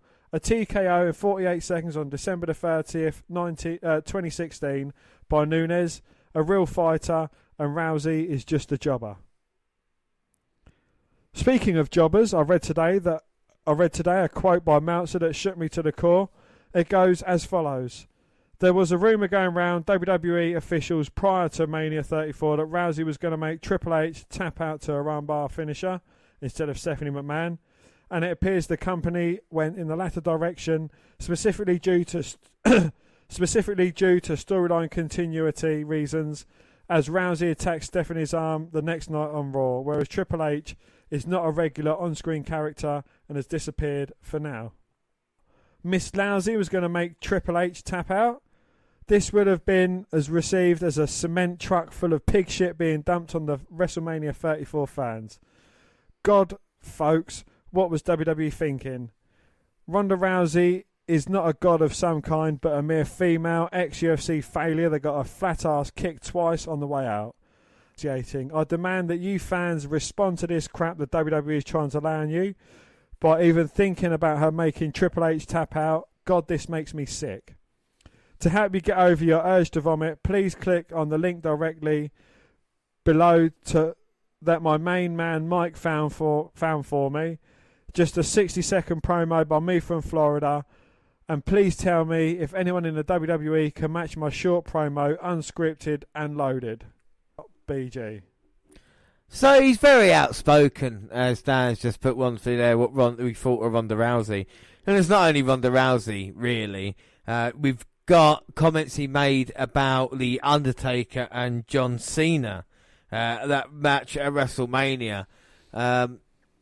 He posted, so I don't know if The Undertaker has or will sharpen answers seeing this challenge to a match at Mania 34, My question at this point, does anybody really care? With all due respect to both men, The Taker just turned 53 and he had a hip replacement and was pinned last year by Roman Reigns. He then piled up his gear in the middle of the ring and a very strong symbolic message that he was retiring. Cena's doing great in Hollywood and needs to stay there as he is 15 years with the WWE. This is a cold of a match that one could possibly find. He also then went on to say, I hate to say about the most unique wrestler of all time, but it's true. As one fan responded when he heard a rumour that The Undertaker would go back to his old biker gimmick at Mania to avoid the symbolic pile of gear left in the ring last year at Mania. That, sir, is a very good one, actually. Honestly, when I hear Meltzer reported that last ride to the ring gimmick, I believe it. But he also left a horrible match in that ring and his loss to Reigns. Taker was in so much pain from his hip, blown out, I personally could see it all over his face. Plus, it was overwhelming worse by Taker's absence of silence. Reigns and Lesnar going all out, beating the crap at each other to get the match over. I don't care for either man, but you got to admit they're indeed working like the main event at WrestleMania 34, and Taker and Cena just another match. Truly disappointing. And then he moves on to Hulk Hogan. Graham talked about how Hogan's return to WWE is not possible because of the recent Fabulous Moolah incident, where WWE removed the Fabulous Moolah name from the Women's Battle Royal. Graham also said that Hogan is too toxic, old, and Vince McMahon doesn't need him. Oh, sorry. Rumours. For all you fans who go back that far, this was the title to one of my favourite groups' albums by Fleetwood Mac. The Marks thought they were breaking up, so this album was written to cash in on the rumours. Well, the biggest rumour that I've read in the last few days is will Hulk Hogan replace Daniel Bryan as GM for SmackDown? I can give you 100 reasons why he will be a horrible choice and none are personal business. First, he is 65 years old or close to it. Second, the Hulkster is unable to talk about anyone else except himself. That is from a lifetime of cutting promos about himself. He's always in a hyper state when he's on camera, and one cannot play a GM in that type of mindset. He will say brother too often while trying to conduct business in a backstage interview with talent. Well, he doesn't look like a person who would be that type of role. Looks like Hulk Hogan, the entertainer, on, but now if you turn to tell me what I have missed, or I think he could pull it off. Hogan is dead. Yeah. He's not actually dead. No, he's not, no. We've not done anything to him, honestly. As far as the WWE is concerned, anyway, take a good look on the face of Triple H at the Andre documentary premiere last Thursday in LA that was produced by HBO. Hogan is seen here pleading his case to H, but his words are falling on deaf ears. The WWE has released a statement that despite Hogan being at the Andre the Giant HBO premiere, he has no dates booked with their company. Hogan himself told TMZ at the LA airport on arrival in LA that he would not be at WrestleMania in New Orleans. Hogan also brought up the Mark Henry remark that Hogan needs to apologise to in a WWE locker room. Hogan states he can't remember seeing Henry say this, but I remember reading those exact words last week in a quote from Henry. Hogan then said, I agree with you, Henry, as Mark is my boy. Wrong, well, this is PC culture, as a black man is not your boy. So as far as I can see, Hogan will never be back with the WWE in any capacity. He is just too toxic. I agree with one of my Facebook fans who suggested William Regal be the new SmackDown of GM, a real gentleman with class. I've had some very nice conversations with Regal and find him very articulate, opposite of Hogan. Well, now to clarify a few things about Hulk Hogan and his attempt to convince Triple H and Vince that he should be brought back to the WWE fold. Yes, he has apologised, but even if he crawled a mile on his hands and knees across cut glass, it would not matter to Vince, as Vince does not need Hogan, and Hulk Hogan has, in this day and age, committed the unpardonable sin. Yes, as one fan said, Hulk Hogan was the one name when I was a kid that even if you never watched wrestling, you'd have heard of Hulk Hogan before computers and social news, etc. But look, man, you're not a kid, and everyone has a computer and lives on social media, so you can't forget. Especially people like sponsors of Snickers, the big one for WWE. They even got Moolah's butt taken off as the name for the first female Royal Rumble at Mania next Sunday. Do you think they want Hulk Hogan on that stage the way he threw the N-word around? Social media doesn't let you forget. I remember when Hogan first got hot. I was working for Crockett and was on a show with Rick in the locker room, and all Flair could rant about was Hogan. He said, what is this shit about Hulk Hogan? He said, what is this shit about Hulk Hogan about? What is all this shit about Hulk Hogan about? What is this shit about all Hulk Hogan about? What is all this shit about Hulk Hogan about? Everywhere I go, that is all I hear. Hogan this, Hogan that, and on and on. But that was then, this is now. Now you have a guy half his size in the photo below with the fans going wild for him. Hogan would never get that kind of reaction today, not even close. You think I went a little too far and hit Hulk Hogan when he was down with the "Hey Boy" line? Really? Ask Colin Kaepernick if Hulk Hogan called him "Hey Boy." All hell will break loose. Forget about being Booker, being a GM for SmackDown 2 full years ago when SmackDown was in Phoenix, and Triple H asked me to go down and cut some promos for the WWE archives. I had a nice long talk with Booker. It's over for Hulk Hogan and the WWE. The truth can hurt and be bitter. He killed his own image. And Superstar Billy Graham, he's not bitter and twisted at all, is he? I think we'll leave it there for Superstar Billy Graham. But very controversial. I mean, there's some stuff he said in the past that I, at the moment, will leave alone. Bruno Sammartino. The living legend was WWE's longest reigning champion ever, holding the belt for a combined total of 12 years. That just sounds ridiculous when you say it like that. He was also at odds with the company for decades afterwards. After leaving WWE in the late 1980s, he became an outspoken critic and direction of Vince McMahon has taken to his beloved sport. He labelled the products as garbage and slammed steroid juice, Hulk Hogan and the Attitude Era, especially its top star Stone Cold Steve Austin. Bruno said, "I didn't care for him because of his mouth. He was a very, very vulgar individual." Sammartino was known for his integrity as a defender of wholesome values, hated WWE's then ultra-profane and sexualised product. He refused the Hall of Fame for several years, saying it would be hypocritical for him to accept, and then did it. Ultimate Warrior! Warrior was one of the WWE's top names in the late 80s, early 90s, and to some, especially in his own mind, an equal star to the mighty Hulk Hogan. But Warrior had a notoriously turbulent WWE. He left the company 3 times under controversial circumstances over a pay dispute in 91, for alleged steroid use in 92, and for no-showing events in 96. WWE later smeared his reputation with its self-destruction of the Ultimate Warrior DVD, a collection of interviews trashing the former champ for his unprofessionalism and lack of wrestling talent. Warrior fired back with several lawsuits over the trademark of his gimmick and his treatment in a self-destruction DVD, and stated Hulk Hogan in videos posted online. Warrior and WWE bear hugged and made up in 2014 when Warrior was inducted into the Hall of Fame 3 days before his sudden death. Up next, Stone Cold Steve Austin. What? Goddamn kid. Jesus Christ. The greatest feud in WWE history, Stone Cold vs Vince McMahon, became a reality when Austin took his ball and went home in June 2002. After his botched heel run and the transition from Red Hot Attitude Era to the much less Red Hot Ruthless Aggression Era, Austin was frustrated with his spot. His character was diminished with his role in the Woeful Evasion Alliance storyline, and he found himself relegated to a mid-card spot at WrestleMania 18. The final straw came when WWE scheduled him to lose to the next biffing Brock Lesnar in the King Ring qualifier on Raw. A huge match with no build-up. He no-showed the event, which Bruce Pritchard has since revealed upset a lot of people backstage, including The Undertaker, and was written off WWE TV. Vince McMahon criticised Stone Cold Steve Austin, saying that he had some apologising and explanations to do if he wanted to return. Austin eventually came back after being fined $250,000 and wrestled his last ever match, facing his old foe The Rock at the following year's WrestleMania. And Chyna. Yeah, let's finish on Chyna. A few people have. As Triple H's on-screen bodyguard and real-life girlfriend, Chyna was a major star of the Attitude Era, next to only Stone Cold and The Rock in terms of mainstream crossover potential.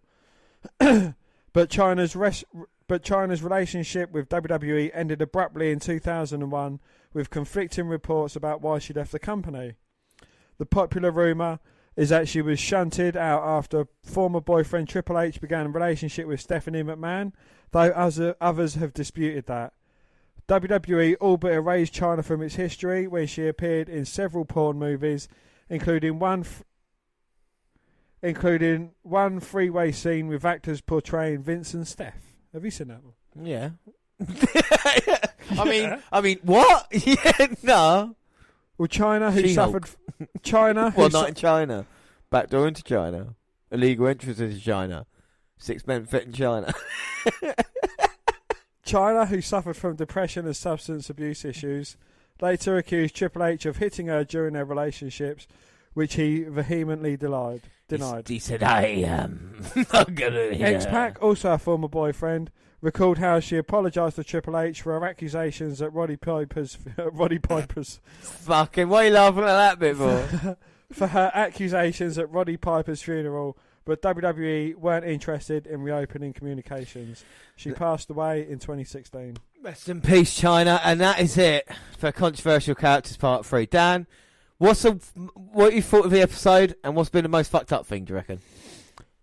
I think the New Jack, that part was quite fucked up, and that Mushta got stabbed and all. Yeah, mass transit, yeah. No, the one that got stabbed. Stabbed? Oh, oh yeah, Bruiser Brody. That's the one, yeah, Bruiser Brody.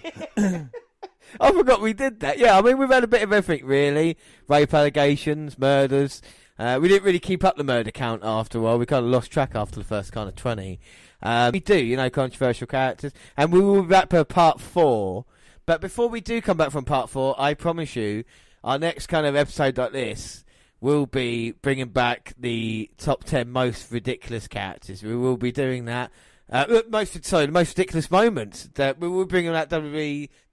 We'll be bringing that back. I'll say it again. We'll be bringing back the WNR's most ridiculous moments. We'll have a bit of fun before we get serious again. That's what we always like. But Dan, it's 175 episodes. So looking back at it, did you ever think we'd get to 175? I didn't think we'd get to episode 5. We had, some anchors that we've cut off along the way. Yeah, that's the right expression, I would say, yeah.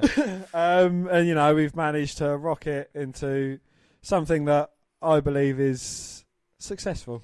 Honestly, I cannot believe it. You start back in 2015 and you do it and you think, oh, maybe this is, like you said, episode 5, we do a couple of episodes. But it's just you to stick by it for so long. I don't know what's wrong with you, but you kept with it. Despite having numerous different girlfriends in the time. I know!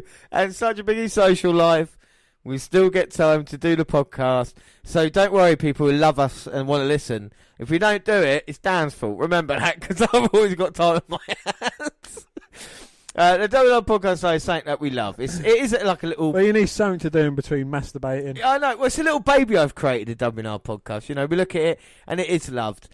What's great news as well, we just want to thank everybody for all the live weekend for SummerSlam. It's our most successful weekend of all time.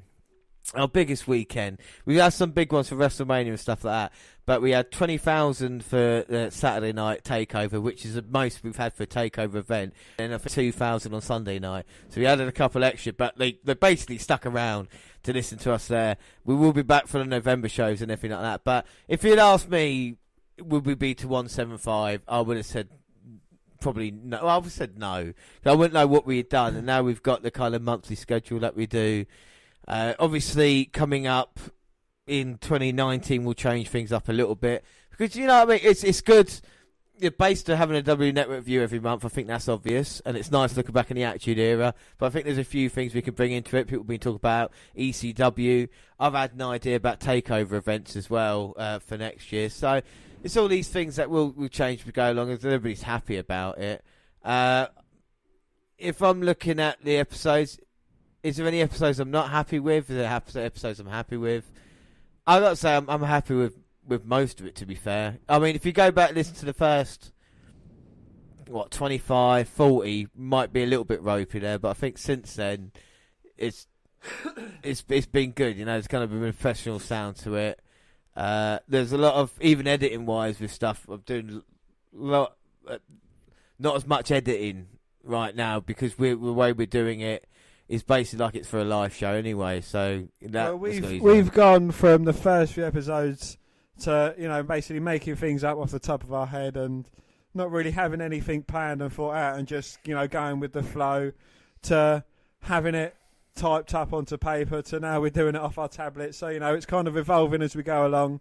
James has sacrificed 2 microphones. This microphone's on its last leg, so something's. I'm going to have to get a new one of these. We may even go up to having clip-on microphones. and just changing the setup and that. But you know, it is all. We wouldn't have invested this money and time into it if it wasn't for what we've got out there. And I would challenge anybody right now as well, because like I said, we do it for everybody listening. Everybody sends us comments, and that's great. But I would challenge anybody, with any episode or any series or anything like this. I might be wrong with podcasts, but we haven't had a podcast off yet. As in every single podcast, and you go back and listen to all 175, even more than that. It's been you and I from day one, from now. We haven't missed one out. There's not been anything. Every single podcast that has us on, and I don't think there's any other show, anything else out there that you could say the two guys have been the main leads throughout. But you say 175. We've got podcast extras. We've got. You know, everything else thrown in, part 2, part 3, you know, so we've got to be closing in on actual 200 releases. Yeah, I mean, we are, I think we're over 200 a little bit, if you count talking BS and stuff like this. But with the WNR200, that's the difference, because, you know, as WNRs, episodes are different for me to WNRs, and people might need explaining for that. But WNR is in its own self. And then, of course, you know, the episode-wise, we've done more. But for WNRs, and that's our next big thing as well. And it's 25 episodes away. And it seems like a long time, but it'll be here before we know it. It'll be the WNR 200. And I still don't believe we're going to get there yet. So I'm not going to think about it yet. We've got a lot of things coming up on the podcast as well. Of course, we've got the Mae Young Classic, which starts in September, which we're going to bring you the first couple of episodes for the first round, and then obviously a wrap up of the second round, quarterfinal, semis, and then it's not until my birthday, October 28th, that the actual Mae Young Classic final is on. So we've got a long way to wait for that. We're going to have WCW coming up in September. Of course, we've got WWE Full Brawl as our pay-per-view, which is going to be War Games.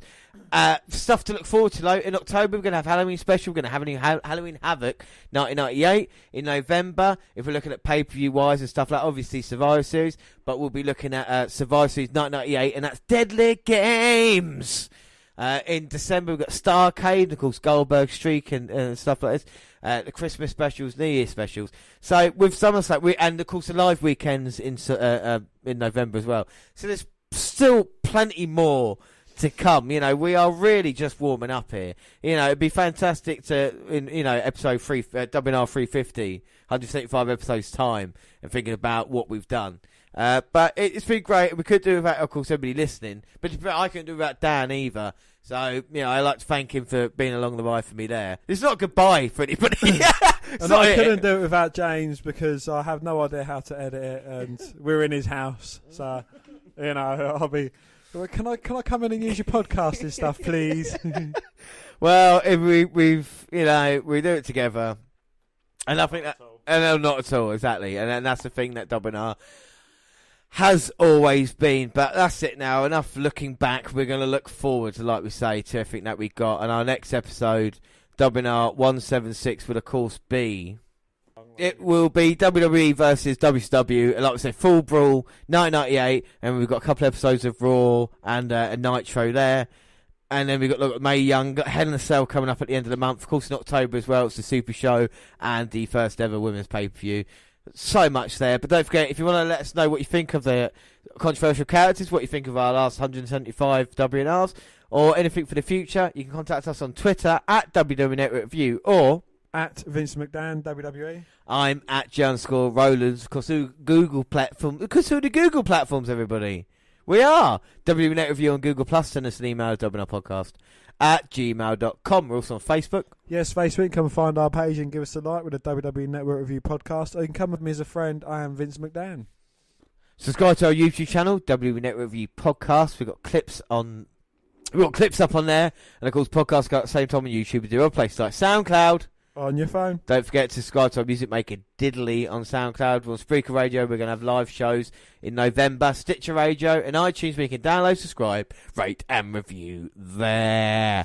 But that is it for the WNR 175 and 175 episodes. Dan, what is one word to sum up the last 175 WNRs? Glorious! Yeah, well, until the next one, I have been James Rowlands, and as always, I was joined by Chris Benoit's innocent. Leave it in, I dare you. I will. I'm joined by, Damn right. and that is it. Thanks for listening, everybody. We truly appreciate every one of you. Bye. Bye.